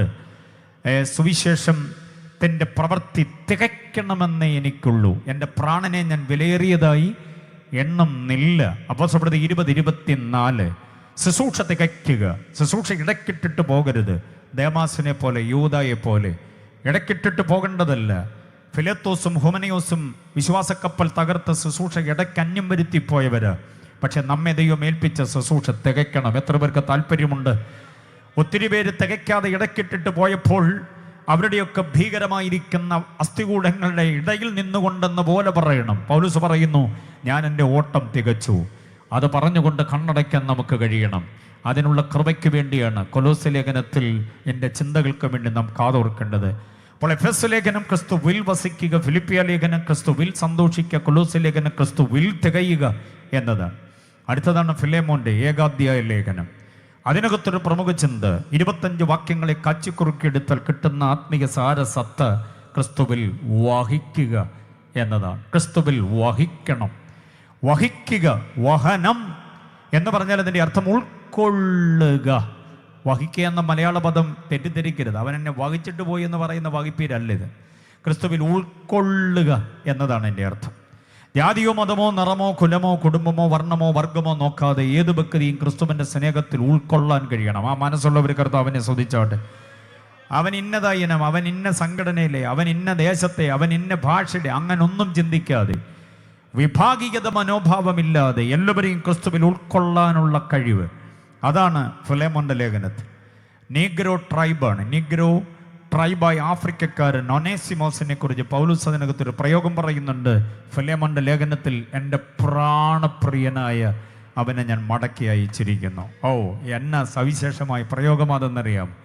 എബ്രായിൽ ജനിച്ച എബ്രായൻ 8-ാം നാൾ പരിച്ഛേദനയേറ്റവൻ, ബെന്യാമിൻ ഗോത്രക്കാരൻ എന്നൊക്കെ തൻ്റെ കാസ്റ്റ് ഐഡന്റിറ്റി പറയുന്ന പൗലോസ് ഫിലേമോനോട് റെക്കമെൻഡേഷൻ ചെയ്യുമ്പോൾ ഒനേസിമോസിനെ കുറിച്ച് പറയുന്ന അവൻ എൻ്റെ പ്രാണപ്രിയനാണ്. നീഗ്രോയ, അതൊന്നും എനിക്ക് വിഷയമല്ല. ക്രിസ്തുവിൻ്റെ രക്തത്താൽ കഴുകപ്പെട്ടവൻ എൻ്റെ പ്രാണപ്രിയനാണ്. എത്ര പേർക്ക് അതിന് സ്വോത്രം പറയാൻ പറ്റും? തെക്കനെന്നും വടക്കനെന്നും മലയാളിയെന്നും തമിഴനെന്നും കോൺഗ്രസ്സുകാരനെന്നും BJP-കാരനെന്നും കമ്മ്യൂണിസ്റ്റുകാരനെന്നും IPC-കാരനെന്നും ഷാരോങ്കാരനെന്നും ചർച്ച കൂടുകാരൻ, അസംബ്ലീസ് കൂടുകാരൻ, UGMI-കാരൻ എന്നൊക്കെ പറഞ്ഞ് നമ്മളിവിടെ തരംതിരിച്ച് വിഭാഗികതയുടെ മതിൽക്കെട്ട് പണിയുമ്പോൾ ഫിലേമോൻ്റെ ലേഖനം പറയുകയാണ്, അവൻ എൻ്റെ പ്രാണപ്രിയനാണ്. മനുഷ്യത്വം നഷ്ടപ്പെട്ടൊരു കാലത്ത് നമ്മൾ എത്തി നിൽക്കുമ്പോൾ മനുഷ്യത്വത്തിൻ്റെ ഏറ്റവും മഹത്തായിരിക്കുന്നൊരു ധ്യാനം നമുക്ക് തരുന്നു ഫിലേമോൻ്റെ ലേഖനം, ക്രിസ്തുവിൽ ഉൾക്കൊള്ളുക. അപ്പം ഈ 4 വാചകങ്ങൾ കാരാഗ്രഹ ലേഖനങ്ങളുടെ ആന്തരിക പ്രമേയത്തിൻ്റെ ഭാഗമാണ് എന്ന് ഓർമ്മിപ്പിച്ച് മുഖവരയുടെ എല്ലാ വാക്കുകൾക്കും ഇവിടെ വിരാമമാകുന്നു. അപ്പോൾ ഇത്രയും നേരം മുഖവരയായിരുന്നെന്ന് മനസ്സിലായോ? ഇനിയാണ് നമ്മൾ വചനം പഠിക്കാൻ പോകുന്നത്. സന്തോഷമാണോ ഇന്ന് രാത്രി 10-12 മണി വരെ ഇരിക്കാൻ സന്തോഷമാണോ എന്ന് എൻ്റെ ചോദ്യം. Praise the Lord, hallelujah. അങ്ങനെ നിങ്ങളെ മഹോദരത്തിലേക്ക് കൊണ്ടുപോകത്തില്ല. നമുക്ക് അല്പസമയം കൂടെ തിരുവചനം ധ്യാനിക്കാൻ കർത്താവ് കൃപ തരട്ടെ. Praise the Lord. ലേഖനങ്ങളെക്കുറിച്ചുള്ള ആധികാരിക പഠനം നിങ്ങൾക്ക് ഓരോരുത്തർക്കും ഉണ്ടാകണം. ഇതിലേക്ക് ഞങ്ങൾ നിങ്ങളെ സ്വാഗതം ചെയ്യുകയാണ്. നമ്മുടെ ബിനോയ് സാറ്, ഞങ്ങളെല്ലാം കൂടി ഒരുമിച്ചുള്ള ഒരു ബൈബിൾ ട്രെയിനിങ് സെൻ്ററുണ്ട്. വാട്സപ്പിലൂടെ വചനം പഠിക്കാൻ നിങ്ങൾക്ക് നല്ല സൗകര്യമാണ്. താല്പര്യമുള്ളവർ ബിനോയ് സാറുമായിട്ട് ബന്ധമായാൽ മതി. അതിൻ്റെ ലിങ്ക് നിങ്ങൾക്ക് ലഭിക്കപ്പെടും. വാട്സപ്പിലാണ്. അതുമായിട്ട് ജോയിൻ ചെയ്ത് കഴിഞ്ഞാൽ രാവിലെ 6 മുതൽ 7 വരെ നല്ല സമയമാണ്. ഉറക്കമുണർന്ന് വരുമ്പോഴേ മന്ന വെറുക്കാൻ വെറുതെ കേട്ടുകൊണ്ടിരുന്നാൽ മതി. അധ്യാപകർ നിങ്ങൾക്ക് ഓരോ ദിവസവും വ്യത്യസ്തമായ വിഷയങ്ങൾ, അതിൽ ലേഖനങ്ങൾ മുഴുവനും ഞാനാണ് കൈകാര്യം ചെയ്യുക. ബിനോയ് സാറ് അതിപ്രധാനമായി മറ്റൊരു കാലിക വിഷയം കൈകാര്യം ചെയ്യുന്നുണ്ട്. അങ്ങനെ ഒത്തിരി അധ്യാപകരുണ്ട്. എല്ലാ ദിവസവും ഞായറാഴ്ച ഒഴികെ, ശനിയും ഞായറും ഒഴികെ ബാക്കി 5 ദിവസങ്ങളിലും ആ ക്ലാസ് ഉണ്ട്. നിങ്ങൾക്ക് ആർക്കും അതിനകത്ത് പ്രവേശിക്കാം. പരീക്ഷ, ഗ്രാജുവേഷൻ, സർട്ടിഫിക്കറ്റ് എല്ലാം നിങ്ങൾക്ക് ലഭിക്കപ്പെടും. വചനം പഠിക്കാൻ അറിയാവുന്ന ആഗ്രഹമുള്ളവർക്ക്, നിർബന്ധത്താലല്ല. പിന്നെ ഫീസ് ഇനത്തിൽ എന്തോ ചെറിയൊരു സ്വോത്രകാഴ്ചയൊക്കെ ഉണ്ട്. അതൊക്കെ നമുക്ക് വഹിച്ചുകൊണ്ട് പോകാമെന്നുള്ളതേ ഉള്ളൂ. വലിയ തുകയൊന്നുമല്ല. Praise the Lord. അപ്പോൾ അതിന് കൂടെ നിങ്ങളെ ഞങ്ങൾ 2 പേരും കൂടി ചേർന്ന് സ്വാഗതം ചെയ്യുന്നു. ഇവിടെയൊക്കെ ചിലർ അത് പഠിക്കാനൊക്കെ ഉണ്ട്. റവൻ ഷിമോൻ എം ഷായിൻ കഴിഞ്ഞ പ്രാവശ്യത്തെ ഞങ്ങളുടെ ഗ്രാജുവേഷന് സഭയായിട്ട് എത്തിയിരുന്നു. അനുഗ്രഹിക്കപ്പെട്ട ഒരു സംഗതിയാണ്. വിവിധ വിഷയങ്ങൾ, പ്രത്യേകിച്ച് ലേഖനങ്ങൾ ഒക്കെ പഠിക്കാൻ അത് ഉപകാരമാകും. ബിനോയ് സാറിനെ ഞാൻ നിങ്ങൾക്ക് ശുപാർശ ചെയ്യുന്നു. God bless you. നമുക്ക് വായിച്ച വാക്യത്തിലേക്ക് വരാം. ദീർഘമായൊരു ഭാഗമാണ് വായിച്ചതെങ്കിലും അതിൻ്റെ 11ാമത് വാക്യം, ക്രിസ്തുവിൻ്റെ മഹത്വത്തിൻ്റെ വല്ലഭത്വം. എവിടെ പ്രസംഗിച്ചാലും പാടിയാലും ഞങ്ങൾക്ക് പ്രധാന പ്രമേയം ക്രിസ്തു തന്നെയാണ്. വേറെ ഓപ്ഷൻ ഇല്ലെന്ന് ഞാൻ പറഞ്ഞാൽ തുടങ്ങിയത്. അതുകൊണ്ടാണ് ക്രിസ്തുവിനെ പ്രസംഗിക്കുക. ക്രിസ്തുവിനെ കുറിച്ചുള്ള പ്രസംഗം കേൾക്കാൻ സന്തോഷമാണോ? ദൈവമക്കൾക്ക് ക്രിസ്തുവിനെക്കുറിച്ചും ലേഖനങ്ങളെക്കുറിച്ചൊന്നും ആദ്യം കേട്ടുകൊണ്ടിരിക്കാൻ വലിയ സന്തോഷമില്ല. അങ്ങനെ ഉള്ളത് കൊണ്ടാണ് പ്രസംഗകർ ഇടയ്ക്കിടയ്ക്ക് നിങ്ങളുടെ ഇടയിലേക്ക് ഗോല്യാത്തിനെയൊക്കെ ഇറക്കി വിടുന്നത്. ഗോല്യാത്തിനെ കാണുകയും കേൾക്കുകയൊക്കെ ചെയ്യുമ്പോൾ ഒരു സന്തോഷവും 400 അന്യഭാഷ പറയാനൊരു ആവേശമൊക്കെ നിങ്ങൾക്കുണ്ടാവും. ഗോല്യാത്തുമായിട്ടല്ല ഞാൻ ഇന്ന് പ്രാവച്ചമ്പലത്ത് വന്നിരിക്കുന്നത്, കുടുംബന്നൂർ വന്നത്. ഞാനും കർത്താവും കൂടെ നിൽക്കുകയാണ്. സന്തോഷത്തോടെ നമുക്ക് ഒരുമിച്ച് ഏറ്റെടുക്കണം.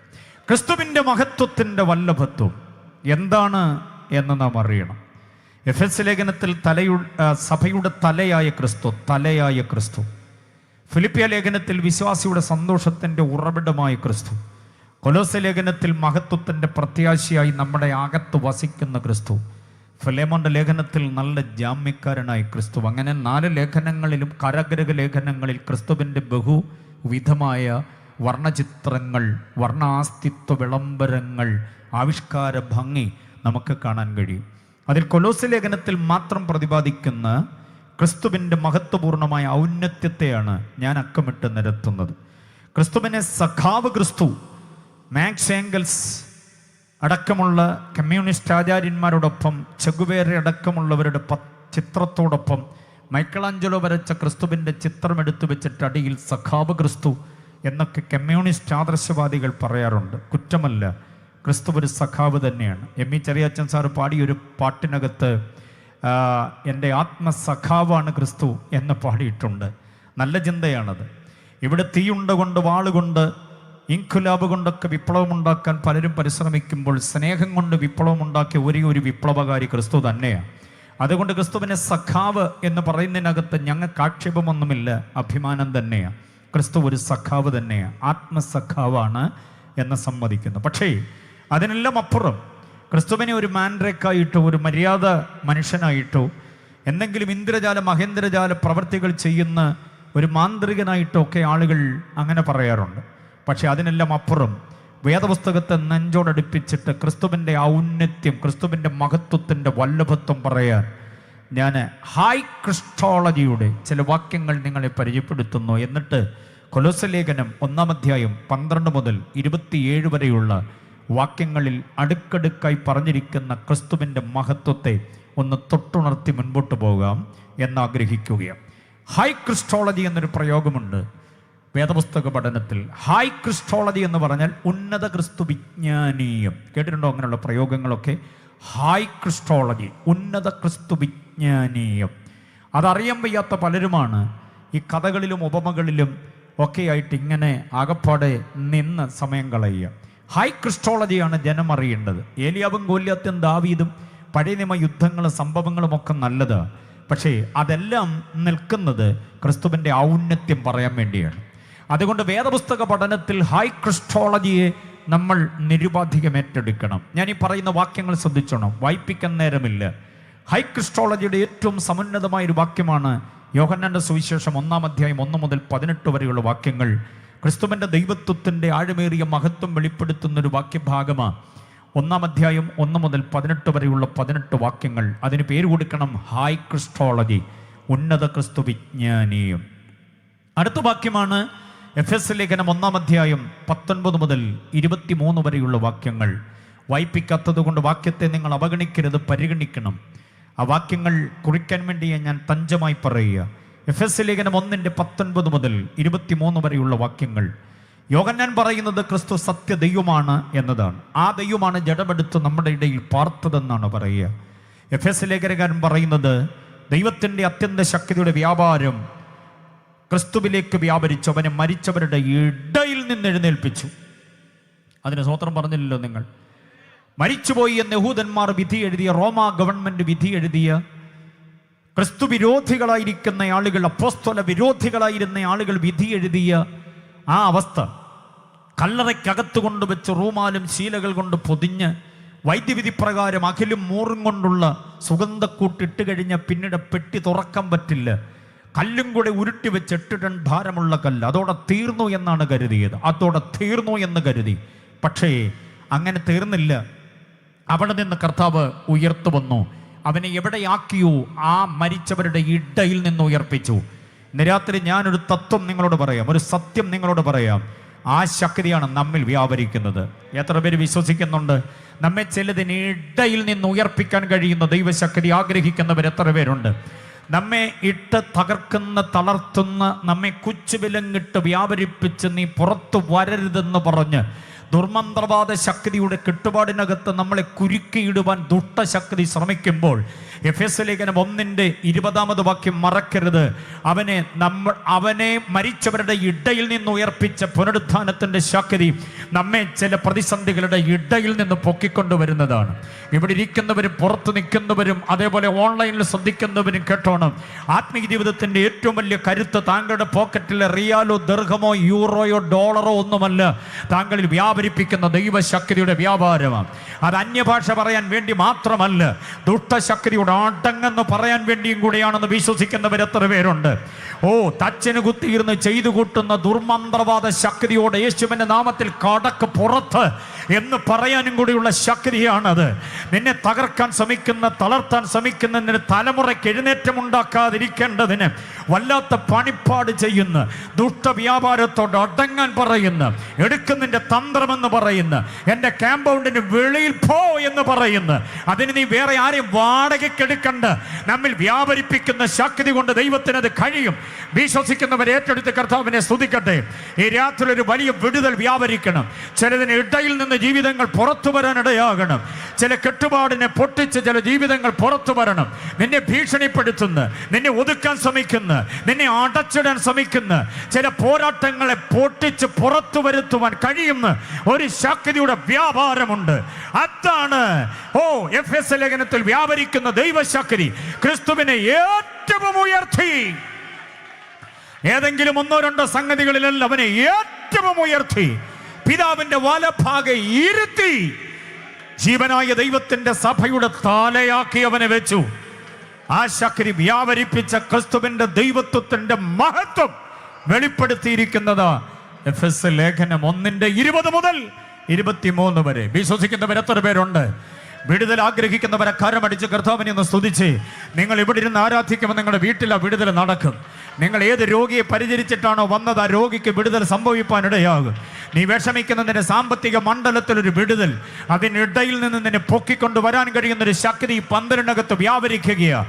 ഒരു തുള്ളി മഴ പോലും പെയ്യാതെ ഇന്ന് രാത്രി ദൈവം ഈ യോഗത്തെ ധന്യമാക്കിയത് ഈ ശക്തിയുടെ വ്യാപാരത്തെ ഇവിടെ ഈ വേദിയിൽ നിന്ന് അങ്ങ് പുറത്തേക്ക്, അവിടെ നിന്ന് ഇങ്ങോട്ട് വ്യാപരിപ്പിക്കേണ്ടതിന് വേണ്ടിയാ. വീട്ടിൽ ചെല്ലുമ്പോൾ ചില വിടുതലുകൾ അനുഭവിപ്പാനിടയാകും. വിട്ടുകൊടുത്ത് ദൈവത്തെ ഒന്ന് ആരാധിക്കുക. സമയം നോക്കണ്ട. ഈ രാത്രിയിൽ ദൈവശക്തിയുടെ വ്യാപാരം ഈ ദേശത്തുണ്ടാകുക. ഈ മണ്ണ് എൻ്റേതാണെന്ന് വാദിക്കുന്ന ചില പോരുകളുണ്ട്. ഇവിടുത്തെ കുടുംബങ്ങൾ എൻ്റേതാണെന്ന് വാദിക്കുന്ന ചില പോരാട്ടങ്ങളുണ്ട്. ഇന്ന് രാത്രി അത് വെട്ടി മാറുകയാണ്. ഇന്ന് രാത്രി ആ ചങ്ങല അഴിഞ്ഞു മാറുകയാണ്. ചില ശരീരത്തിൽ നിന്ന് അന്ധകാര ശക്തി പുറത്തു പോകുകയാണ്. ചില രോഗബന്ധനങ്ങൾ ഇന്ന് രാത്രി അഴിയുകയാണ്. നിന്നെ ചിലതിന് ഇടയിൽ നിന്ന് പൊക്കാൻ യേശുവിന്റെ നാമത്തിൽ ദൈവശക്തി വ്യാപരിക്കട്ടെ. ഓൺലൈനിൽ വിടുതൽ സംഭവിക്കുന്നുണ്ട് കേട്ടോ. ഏൽപ്പിച്ചു കൊടുത്ത് വെറുതെ കേൾക്കാനിരിക്കരുത്. ദൈവസന്നിധിയിൽ ഏൽപ്പിച്ചു കൊടുത്ത് വചനത്തോടൊന്ന് ഏകീഭവിക്കാൻ നിൽക്ക്. അനുഭവിക്കുന്ന പ്രതിസന്ധികളിൽ നിന്നൊരു വിടുതൽ വ്യാപരിക്കുകയാ. യേശുവിന്റെ മഹത്വത്തിന്റെ വല്ലഭത്വം. Thank you, Jesus. Hallelujah. കരങ്ങൾ ഉയർത്തി കർത്താവിനെ സ്തുതിച്ചാട്ടെ. ഹൈ ക്രിസ്റ്റോളജിയാണ്. എഫെസ്യ ലേഖനം 1:19 മുതൽ 23 വരെയുള്ള വാക്യങ്ങൾ. ആ 23-ാം വാക്യത്തിലൊക്കെ കയറി തൊട്ടാൽ ഇന്ന് രാത്രി സമയത്ത് വീട്ടിൽ പോക്കൊണ്ടാകത്തില്ല. എല്ലാം നിറയ്ക്കുന്നവൻ്റെ നിറവായ അവനെ നമുക്ക് തന്നിരിക്കുകയാണ്. എവിടാ ശൂന്യത? എവിടാ ശൂന്യത? പോക്കറ്റാണോ? എവിടാ ശൂന്യത? ശുശ്രൂഷിക്കുന്ന സഭാ ഹോളാണോ ശൂന്യമായിരിക്കുന്നത്? അത് നിറയ്ക്കാൻ കഴിയുന്ന ഒരുവനാ കർത്താവൻ. ഏറിയ നാളുകളായി കണ്ണുനീരോടെ പ്രാർത്ഥിച്ച് ഒത്തിരി പണം ചെലവഴിച്ച് ഒത്തിരി വിതച്ചിട്ടും ഒരാത്മാവ് പോലും പുതുതായി കയറുന്നില്ലെന്നുള്ള പരാതിയാണോ? നിറയ്ക്കുന്നവൻ്റെ നിറവായവനാ തലയായത്. ആ കർത്താവ് നിറയ്ക്കുക തന്നെ ചെയ്യും. വിശ്വസിക്കുന്നവർ കർത്താവിനെ സ്തുതിക്കേ. നടത്തിയ യോഗങ്ങൾ, കൊടുത്ത ട്രാക്റ്റുകൾ, കയറിയിറങ്ങിയ വീട്ട് സന്ദർശനങ്ങളും ആത്മാക്കളായി പരിണമിക്കുന്നില്ലല്ലോ എന്നുള്ള വേദന നെഞ്ചകത്തിനകത്ത് വിങ്ങാൻ തുടങ്ങിയിട്ട് കാലമൊത്തിരിയായി. കർത്താവ് നിറയ്ക്കാൻ പോകുക ഈ ദിവസങ്ങളിൽ. 2023 ആണ്ട് തീരുന്നതിന് മുൻപ് ചില ദിവസങ്ങളുടെ ബാക്കിയുണ്ട്. ചില പുതിയ ആത്മാക്കളെ കൂടെ കാണാൻ ദൈവം കൃപ ചെയ്യുമെന്ന് ഞാൻ പറഞ്ഞാൽ അത് വെറുതെ സ്തോത്രം പറയിപ്പിക്കാനുള്ള വാചകമല്ല. ആത്മനിറവോടെ ഇന്ന് രാത്രി പ്രഖ്യാപനം ചെയ്യുന്നു. നെഞ്ചിന്റെ വിങ്ങല് മാറ്റി ചില ആത്മാക്കളെ നൽകി ദൈവം അനുഗ്രഹിക്കാൻ പോകുക. എല്ലാം നിറയ്ക്കുന്നവന്റെ നിറവായവൻ. Yes, hallelujah. വിശ്വാസത്തോടെ ഏറ്റെടുക്കുന്നുണ്ടോ ഇന്ന് രാത്രി? അത് ഹൈ ക്രിസ്റ്റോളജിയാണ് കേട്ടോ. ഈ വേദഭാഗങ്ങളൊക്കെ വായിക്കണ്ടേ. ഈ വേദഭാഗങ്ങളൊക്കെ നന്നായി ധ്യാനിക്കുമ്പം അകത്തേക്ക് വ്യാപരിക്കപ്പെടുന്നൊരു ക്രിസ്തു പരിജ്ഞാനമുണ്ടല്ലോ. അതെത്ര സുഖമുള്ളതെന്നറിയാമോ? ആമേൻ, ഹല്ലേലൂയ. ഷുഗറിന് ഗുളിക കഴിക്കുന്നതിനേക്കാൾ, പ്രഷറിന് ഗുളിക കഴിക്കുന്നതിനേക്കാൾ, അരിഷ്ടം കഴിക്കുന്നതിനേക്കാൾ, ലേഹ്യം കഴിക്കുന്നതിനേക്കാൾ 2 പ്രാവശ്യം എഫെസ്യ ലേഖനം 1:19-23 വരെ അങ്ങോട്ടും ഇങ്ങോട്ടും ഒന്ന് വായിച്ചു നോക്കിക്കേ. ചാടി എഴുന്നേക്കും. നീ സ്വോത്രം പറയുന്ന ഇരുന്നോണ്ടായിരിക്കത്തില്ല. ചാടി എഴുന്നേറ്റ് സ്വോത്രം പറഞ്ഞ് ദൈവത്തെ ആരാധിക്കും. കാരണം നിറയ്ക്കുന്നവനാ നമുക്ക് കൈ തന്നത്. ശൂന്യമാക്കുന്നവനല്ല, നിറയ്ക്കുന്നവനാ കൈ തന്നത്. അടച്ചിട്ടേക്കുന്നവനല്ല, തുറന്ന് നിന്നെ പുറത്ത് കൊണ്ടുവരുന്നവനാ നമുക്ക് കൈ തന്നിരിക്കുന്നത്. വിശ്വസിക്കുന്നവർ ഏറ്റെടുത്ത് കർത്താവിനെ സ്തുതിക്കട്ടെ. ഹൈ ക്രിസ്റ്റോളജിയുടെ 3-ാമത്തെ വാക്യം കേൾക്കണം. ഫിലിപ്പിയ ലേഖനം 2-ാം അധ്യായം 6 മുതൽ 11 വരെയുള്ള വാക്യമാണ്. ഫിലിപ്പിയ ലേഖനം 2-ാം അധ്യായം 6 മുതൽ 11 വരെയുള്ള വാക്യങ്ങൾ ഹൈ ക്രിസ്റ്റോളജി. ദൈവമായിരുന്നവൻ ദൈവത്വം മാറ്റിവെച്ച് ഭൂതലത്തിലേക്ക് ഇറങ്ങി വന്നു. നമുക്ക് വേണ്ടി തിരുവവതാരം ചെയ്തു. പരമയാഗമായി മാറി ക്രൂശിലെ മരണത്തോളം അനുസരണമുള്ളവനായി തീർന്നു. അതുകൊണ്ടാണ് ഞങ്ങൾ യേശുവിനെ ഏക അവതാരം എന്ന് പറയുന്നത്. എത്ര പേര് സമ്മതിക്കുന്നുണ്ട്? തല്ലാനും കൊല്ലാനും ചോര വാങ്ങാനും വന്നതല്ല യേശു. മനസ്സിലാകുന്നുണ്ടോ? നിന്റെ കീശയിലെ കാശ് പിടുങ്ങാൻ വന്നതല്ല. അവിടെ ഇവിടങ്ങളായി ഉണ്ടാക്കി വെച്ചിരിക്കുന്ന വാഞ്ചിക നിറയ്ക്കാനുള്ള ഉപാധിയുമായി വന്നതല്ല യേശു. സ്വർഗത്തിലെ സകല ആത്മീയ അനുഗ്രഹവും യാതൊരു വ്യവസ്ഥ കൂടാതെ നമുക്ക് തരാൻ വന്നവനാണ്. തൻ്റെ ചോര അല്പമല്ല, അവസാനത്തെ തുള്ളിയും കൂടെ നമുക്ക് തരാൻ വേണ്ടി വന്നതാ. ആ വിവരത്തെക്കുറിച്ചാണ് പറയുക. 2-ാം അധ്യായം 6 മുതൽ 8 വരെ. ക്രൂശിലെ മരണത്തോളം അനുസരണമുള്ളവനായി. ദേ കേട്ടോണം, നാട്ടുകാർ കേട്ടോണേ. യേശുവിനെ ആരും ഓടിച്ചിട്ട് പിടിച്ച് ക്രൂശിച്ചൊന്നുമല്ല. പന്തവും കുന്തവും വാളും വടിയുമൊക്കെയായി വന്നവർ തെരഞ്ഞ് പരതി വന്നപ്പോൾ അവർ ഉയർത്തിപ്പിടിച്ച പന്തത്തിൻ്റെ വെട്ടത്തിലോട്ട് കയറി നിന്ന് നെഞ്ചു വിരിച്ച് എൻ്റെ പ്രാണനാഥൻ ചോദിച്ചു, ആരെ തിരയുന്നു? ആരെയാ തിരയുന്നേ? അപ്പൊ അവര് പറഞ്ഞു, സർ ഞങ്ങൾ യേശുവിനെ തിരയുക. എൻ്റെ യേശു പറഞ്ഞ എന്താണെന്നറിയാമോ? നമ്മൾ ആരെങ്കിലും ആയിരുന്നേ പറഞ്ഞാൽ, ആഹാ നിങ്ങൾ താമസിച്ചു പോയി, ഇതുവരെ പുള്ളി എൻ്റെ കൂടെ ഉണ്ടായിരുന്നു, ഇപ്പോഴത്തെ ഇതുവഴി അങ്ങോട്ട് പോയതേ ഉള്ളെന്ന് പറഞ്ഞാൽ അവൻ പന്തവും കുന്തവും കൊണ്ട് അതുവഴി പോയേനെ. പക്ഷെ യേശു പറഞ്ഞത്, നിങ്ങൾ തിരയുന്ന യേശു ഞാനാണ്. എന്നെ ഡീസൻ്റാ എൻ്റെ കർത്താവെന്നറിയാം, എന്നെ മഹത്വമാ, അവൻ്റെ മാന്യത തന്നെ. അതിന് സ്വോത്രം പറഞ്ഞില്ലല്ലോ നിങ്ങൾ. അവനെ തെരഞ്ഞു വന്നവരോടാ പറയുക. തെരഞ്ഞു വന്നത് കൊണ്ടുപോയി രാജാവാക്കാനൊന്നുമല്ല, കൊണ്ടുപോയി കൊന്നുകളയാനാ. മനസ്സിലായി? തല്ലുകയും കൊല്ലുകയും തുപ്പുകയും ഒക്കെ ചെയ്യാൻ വേണ്ടിയാ. അത് മുൻകൂട്ടി അറിയാവുന്ന പറയുക, നിങ്ങൾ തിരയുന്ന യേശു ഞാനാണ്. അതുകൊണ്ട് അടി പിടി കലാശം കത്തിക്കും, ചുട്ടുകളയും, വെട്ടിക്കണ്ടിക്കും, മുട്ടുകാല് തല്ലി ഓടിക്കും എന്നൊക്കെ പറയുമ്പോഴും ഞങ്ങൾ കയറി ഒളിക്കാത്തതിൻ്റെ കാരണം ഞങ്ങളുടെ പ്രാണനാഥൻ ഒളിച്ചില്ല, അവൻ പിടി കൊടുക്കുകയായിരുന്നു. Praise the Lord. ആ ഒരു പാരമ്പര്യമുണ്ടല്ലോ, ആ ഒരു അനുഭവത്തിൻ്റെ പിന്തുടർച്ചക്കാരാണ് ഞങ്ങൾ. ചോദിച്ചു, ആരെ തിരയുന്നു? അവർ പറഞ്ഞു, നാസറേനായ യേശുവിനെ. അത് ഞാൻ തന്നെ. പിടി അങ്ങോട്ട് കൊടുത്തു. ദൈവമക്കളോട് മാത്രമായിട്ടൊരു കാര്യം പറയാം, അത് കേൾക്കാതെ പോകരുത്. ഏറെ നേരം പച്ചമണ്ണിൽ വീണ് കിടന്ന് പ്രാർത്ഥിച്ചു. ആ പ്രയോഗം മറക്കരുതൊരിക്കലും. മർക്കോസ് 14:35 വാക്യമാണ്. അവൻ അല്പം മുൻപോട്ട് ചെന്ന് നിലത്ത് വീണ് പ്രാർത്ഥിച്ചു. അങ്ങനെ പ്രാർത്ഥിച്ച്. എങ്ങനെ പ്രാർത്ഥിച്ച്? നിലത്ത് സോഫ കമ്പട്ടയിലും MFM കുർലോൺ മെത്തപ്പുറത്തും ഒക്കെ ഇരുന്ന് ഒരു പഞ്ഞിത്തലനെടുത്ത് മടി വെച്ച്, എൻ്റെ പ്രിയ കർത്താവേ എന്നൊക്കെ പറഞ്ഞ് പ്രാർത്ഥിക്കുന്ന ചില പെന്തക്കോസ് ജീവികളുണ്ട്. ഭിത്തിയിലോട്ട് ചാരി ഇരുന്ന് ഒരു പഞ്ഞിത്തലനെടുത്ത് ഭിത്തിക്കും നമുക്ക് ഇടയിലും വെച്ചോണ്ട് കാലുമൊക്കെ നീട്ടിയിരുന്ന്, എൻ്റെ കർത്താവേ അറിയാമല്ലോ സന്ധി വേദനയാണ്, അങ്ങനെ അതുകൊണ്ടാണ് ഇങ്ങനെ ഇരിക്കുന്നത്, പൊറുക്കണേന്നൊക്കെ പറഞ്ഞ് മുൻകൂർ ജാമ്യം എടുത്ത് ദിവാങ്കോട്ടയിൽ ഒക്കെ ഇരുന്ന് പ്രാർത്ഥിക്കുന്ന പുള്ളികളുണ്ട്. കസേരയിൽ ഈസി ചെയറിലൊക്കെ ഇരുന്ന് പ്രാർത്ഥിക്കും. യേശു പ്രാർത്ഥിച്ച പ്രാർത്ഥനയുടെ സ്റ്റൈൽ കണ്ടു. The style of his prayer. വീണ് പ്രാർത്ഥിച്ചു. ഇവിടെ ഇരിക്കുന്ന ദൈവമക്കളോട് ഞാൻ ചോദിക്കുക, ഏറ്റവും അവസാനം മുട്ടുകുത്തിയെന്ന് പ്രാർത്ഥിച്ചിട്ട് എത്ര ആളായിരുന്നു പറ? +2 +1 ഒക്കെ പറ. ഏറ്റവും അവസാനം മുട്ടുകുത്തി പ്രാർത്ഥിച്ചിട്ട് എത്ര കാലമായി? കട്ടില ഇരുന്നല്ല, കസേര ഇരുന്നല്ലാതെ മുട്ട് മടക്കി ഒന്ന് പ്രാർത്ഥിച്ചിട്ട് എത്ര കാലമായി? മുഴങ്കാലിരുന്ന് പ്രാർത്ഥിച്ചിട്ട് പിന്നല്ലേ വീണ് പ്രാർത്ഥിക്കുന്നു. ഞാൻ രഹസ്യം നിങ്ങളോട് പറയാം, ആത്മീക രഹസ്യം മറക്കരുത് ഒരിക്കലും. യേശു പച്ചമണ്ണിൽ വീണ് പ്രാർത്ഥിച്ചു. എത്ര നേരമെന്നറിയില്ല, കാരണം വരാനിരിക്കുന്ന പ്രതിസന്ധി അത്രയ്ക്ക് ഭീകരമാണ്. ക്രൂശീകരണം. ഗത്സമനയിൽ പിടിക്കപ്പെടും, ഗബഥായിൽ തകർക്കപ്പെടും, ഗോൽഗോഥായിൽ തറയ്ക്കപ്പെട്ട് പ്രാണനെ ഏൽപ്പിച്ചു കൊടുക്കണം. ഇതിനിടയ്ക്ക് പുറമടിച്ച് ഉഴവുചാല് പോലെ കയറും, മുഖത്തേക്ക് മുഷ്ടി ചുരുട്ടി കുത്തും, കാർക്കിച്ച് തുപ്പും, കോലുകൊണ്ട് തല തല്ലി പൊളിക്കും. അതിലെല്ലാം അപ്പുറം മാനസിക ആക്രമണമാണ്. പ്രവചിക്ക് കള്ളപ്രവാചകൻ എന്നൊക്കെ പറഞ്ഞുള്ള ആക്ഷേപം നേർക്ക് നേരെ നിന്നുകൊണ്ട് ഇതെല്ലാം സഹിക്കാനുള്ള ചാർജിങ് ആണ് ഈ വീണ് പ്രാർത്ഥിക്കുന്നത്. ഒരു കാര്യം ഞാൻ ഉറക്കെ പറയാം, മുൻപിലുള്ള പ്രശ്നം വലുതാകട്ടോ അച്ഛാ. സാധാരണ പ്രാർത്ഥന നിർത്തിയിട്ട് വീണ് പ്രാർത്ഥിക്കുക. മോളെ, നിന്റെ ഭാവിയുടെ തടസ്സം വലുതാകട്ടോ. നീ പ്രാർത്ഥിക്കുന്ന സ്റ്റൈലൊന്ന് മാറ്റി വീണ് കിടന്നൊന്ന് പ്രാർത്ഥിക്കുക. കർത്താവ് അത്ഭുതം ചെയ്യാൻ പോവുക. വിസ്മയകരമായ ചില സംഭവങ്ങൾ കർത്താവ് ചെയ്യും. സഭയ്ക്കെതിരെയുള്ള പ്രതിസന്ധി വലുതാകാൻ പോവുക കേട്ടോ. വ്യക്തിപരമായ വെല്ലുവിളികൾ വലുതാകാൻ പോവുക. മാറാൻ ഒറ്റ വഴിയേ ഉള്ളൂ. ഏതെങ്കിലും പാർട്ടിയോട് ഒട്ടി നിൽക്കുകയോ പാർട്ടിയിൽ മെമ്പർഷിപ്പ് എടുക്കുകയോ ചെയ്യാനല്ല ഞാൻ പറയുന്നത്. പ്രാർത്ഥനയുടെ ഇതുവരെയുള്ള സ്റ്റൈല് മാറ്റിയിട്ട് നിലത്തോട്ടൊന്ന് വീഴാൻ തയ്യാറായാൽ ശുശ്രൂഷ അടക്കം ദൈവം ഉയർത്തിക്കൊണ്ടുവരാനിടയാകും. വ്യക്തമായ മറുപടി ഞാൻ പറയാം, ശ്രദ്ധിച്ച് കേട്ടോണം. നിലത്ത് വീണ് പ്രാർത്ഥിച്ചു. അങ്ങനല്ലേ വായിക്കുന്നേ? മർക്കോസ് 14:35 അങ്ങനെ വായിക്കുന്നവൻ നിലത്ത് വീണ് പ്രാർത്ഥിച്ചു.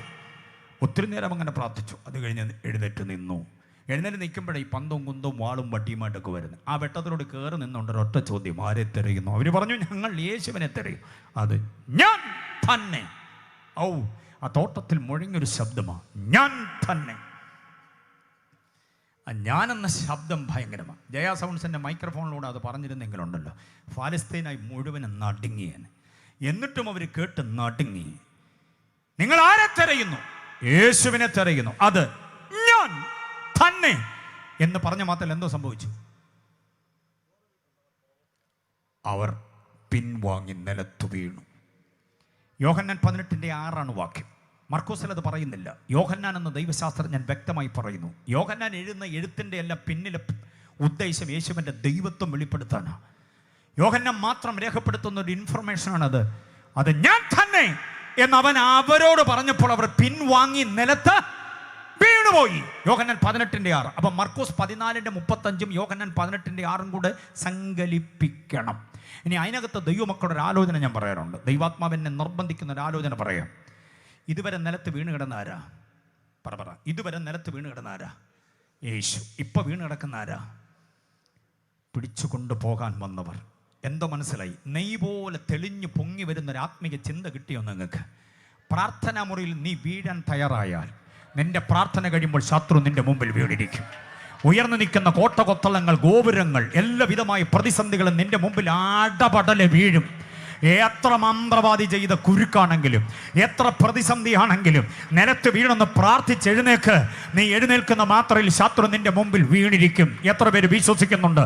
വളരെ നിഗൂഢമായി മന്ത്രവാദം ചെയ്യുന്ന, വളരെ നിഗൂഢമായി ആഭിചാരം ചെയ്യുന്ന, ഒരു സംശയത്തിനും വകയില്ലാത്ത വിധം അണ്ടർഗ്രൗണ്ടിലൂടെ നിന്നെ അപായപ്പെടുത്താൻ ശ്രമിക്കുന്ന, നിന്നെ പാക്കപ്പ് ചെയ്യാൻ ശ്രമിക്കുന്ന, നിന്റെ തലമുറയെ അങ്ങ് വിദേശത്തുനിന്ന് ഇവിടെ മടക്കി വരുത്താൻ ശ്രമിക്കുന്ന, നിന്റെ ധനാഗമനത്തിന്റെ വഴികൾ മുഴുവനും അടയ്ക്കാൻ ശ്രമിക്കുന്ന, ഏതു വലിയ വേദത്തിൽ ആശ്രയിച്ചിട്ടാണെങ്കിലും നിലത്തൊന്ന് വീണ് പ്രാർത്ഥിക്കുക സുഹൃത്തേ.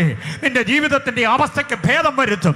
ഇത് പറയുന്ന ആത്മീയ ചിന്ത നിരുപാധികം ഏറ്റെടുക്കുന്നവർ കർത്താവിനെ ഒന്ന് സ്തുതിച്ചോ. ഇന്ന് രാത്രി ദേശം അറിയട്ടെ, ഈ ദിവസങ്ങൾ നീ വീണ് കിടന്ന് പ്രാർത്ഥിച്ച പ്രാർത്ഥനയ്ക്ക് ദൈവം ഒരിക്കൽ വഴിത്താര ജനം അറിയട്ടെ, ദേശം അറിയട്ടെ. യേശുവിന്റെ നാമത്തിൽ ദൈവശക്തി ശക്തമായി വ്യാപരിക്കുന്നുണ്ട്.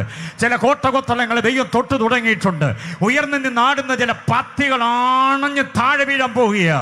ഉയർന്നു നിൽക്കുന്ന ചില വെല്ലുവിളികൾ, അതിന്റെ വാദങ്ങൾ, പ്രതിവാദങ്ങൾ, ഓ ഹല്ലേലൂയ, ഇടിഞ്ഞ് തകർന്ന് വീഴുകയോ. Glory to God, hallelujah. വിശ്വസിക്കുന്നവർക്ക് മാത്രം സ്തോത്രം പറയാം. വിശ്വസിക്കുന്നവർ മാത്രം കരങ്ങൾ അടിച്ച് കർത്താവിനെ സ്തുതിക്കട്ടെ. ഹല്ലേലൂയ. യെസ്. തിരുവവതാരത്തിന്റെ മഹനീയമായിരിക്കുന്ന സമർപ്പണം വിനീത വിധേയനായി നിന്നുകൊണ്ട് എൻ്റെ യേശു ചെയ്ത വീണ്ടെടുപ്പിന്റെ പദ്ധതിയുടെ വിവരണമാണ് ഹൈ ക്രിസ്റ്റോളജിയിൽ ഫിലിപ്പിയർ 2:6 വരെ. 9 മുതൽ 11 വരെയുള്ള വേദഭാഗങ്ങൾ, ഫിലിപ്പിയർ 2:9 മുതൽ 11 വരെ ഹൈ ക്രിസ്റ്റോളജിയുടെ വേറൊരു ഭാഗമാണ് യേശുവിൻ്റെ ദൈവത്വത്തിൻ്റെ മഹിമ. ശ്രദ്ധിച്ചു കേട്ടോ ഞാൻ പറയുന്ന വാക്യങ്ങൾ. വായിപ്പിക്കാതെ പോകുന്നത് കൊണ്ട് നിങ്ങൾ ശ്രദ്ധിക്കാതെ പോകരുത്. ഫിലിപ്പിയ ലേഖനം 2:6 മുതൽ 8 വരെ യേശുവിൻ്റെ മനുഷ്യത്വത്തിൻ്റെ തിളക്കം. 9 മുതൽ 11 വരെ യേശുവിൻ്റെ ദൈവത്വത്തിൻ്റെ മഹത്വം. ദൈവം അവനെ സകലത്തിനും മീതെ. മീതെ എന്നൊക്കെ ഞാൻ പറഞ്ഞിട്ടൊരു സ്വോത്രം, കുഞ്ഞു സ്വോത്രം പോലും പറഞ്ഞില്ലല്ലോ. ഏതെങ്കിലും 1-2 വകുപ്പിന് മീതെയല്ല, സർവത്തിനും മീതെ. സർവത്തിനും മീതെ സകല കർത്തൃത്വങ്ങളും കീഴടങ്ങി അവന്റെ പാദത്തിങ്കൽ പ്രണമിക്കത്തക്ക നിലയിൽ അവനെ ഏറ്റവും ഉയർത്തി സകല നാമത്തിനും മേലായ നാമം നൽകി. ആ കർത്താവാണ് നമ്മുടെ കർത്താവ്. അവിടെ പേടിക്കേണ്ട കാര്യമൊന്നുമില്ല. മനസ്സിലായോ? ഈ കർത്താവിനെ വിശ്വസിച്ച് ആശ്രയിച്ച് അനുസരിച്ച് ആരാധിച്ചു പോകുന്ന നമ്മൾ ഒരുമാതിരി ചത്തേ ചതഞ്ഞ ഒടിഞ്ഞ് വളഞ്ഞെന്നും പറഞ്ഞ് എവിടെയെങ്കിലും മൂലയ്ക്ക് ഒതുങ്ങിപ്പോകരുത്. ആ അഭിമാനത്തോടെ നിൽക്കണം.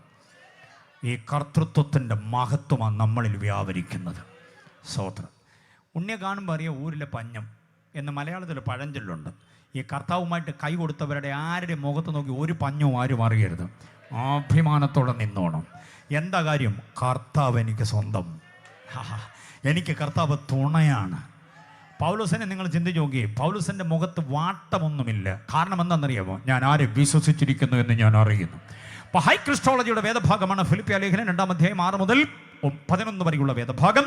അതിനെ ഞാൻ 2 തിരിച്ചു പറഞ്ഞു. അടുത്ത ഹൈ ക്രിസ്റ്റോളജിയുടെ വേദഭാഗമാണ് കൊലോസ്യ ലേഖനം 1:12 മുതൽ 27 വരെയുള്ള വേദഭാഗം. കൊലോസ്യ ലേഖനം 1-ാം അധ്യായം 12 മുതൽ 27 വരെയുള്ള വേദഭാഗം. അതിലേക്കാണ് നമ്മൾ മടങ്ങി വരാൻ പോകുന്നത്.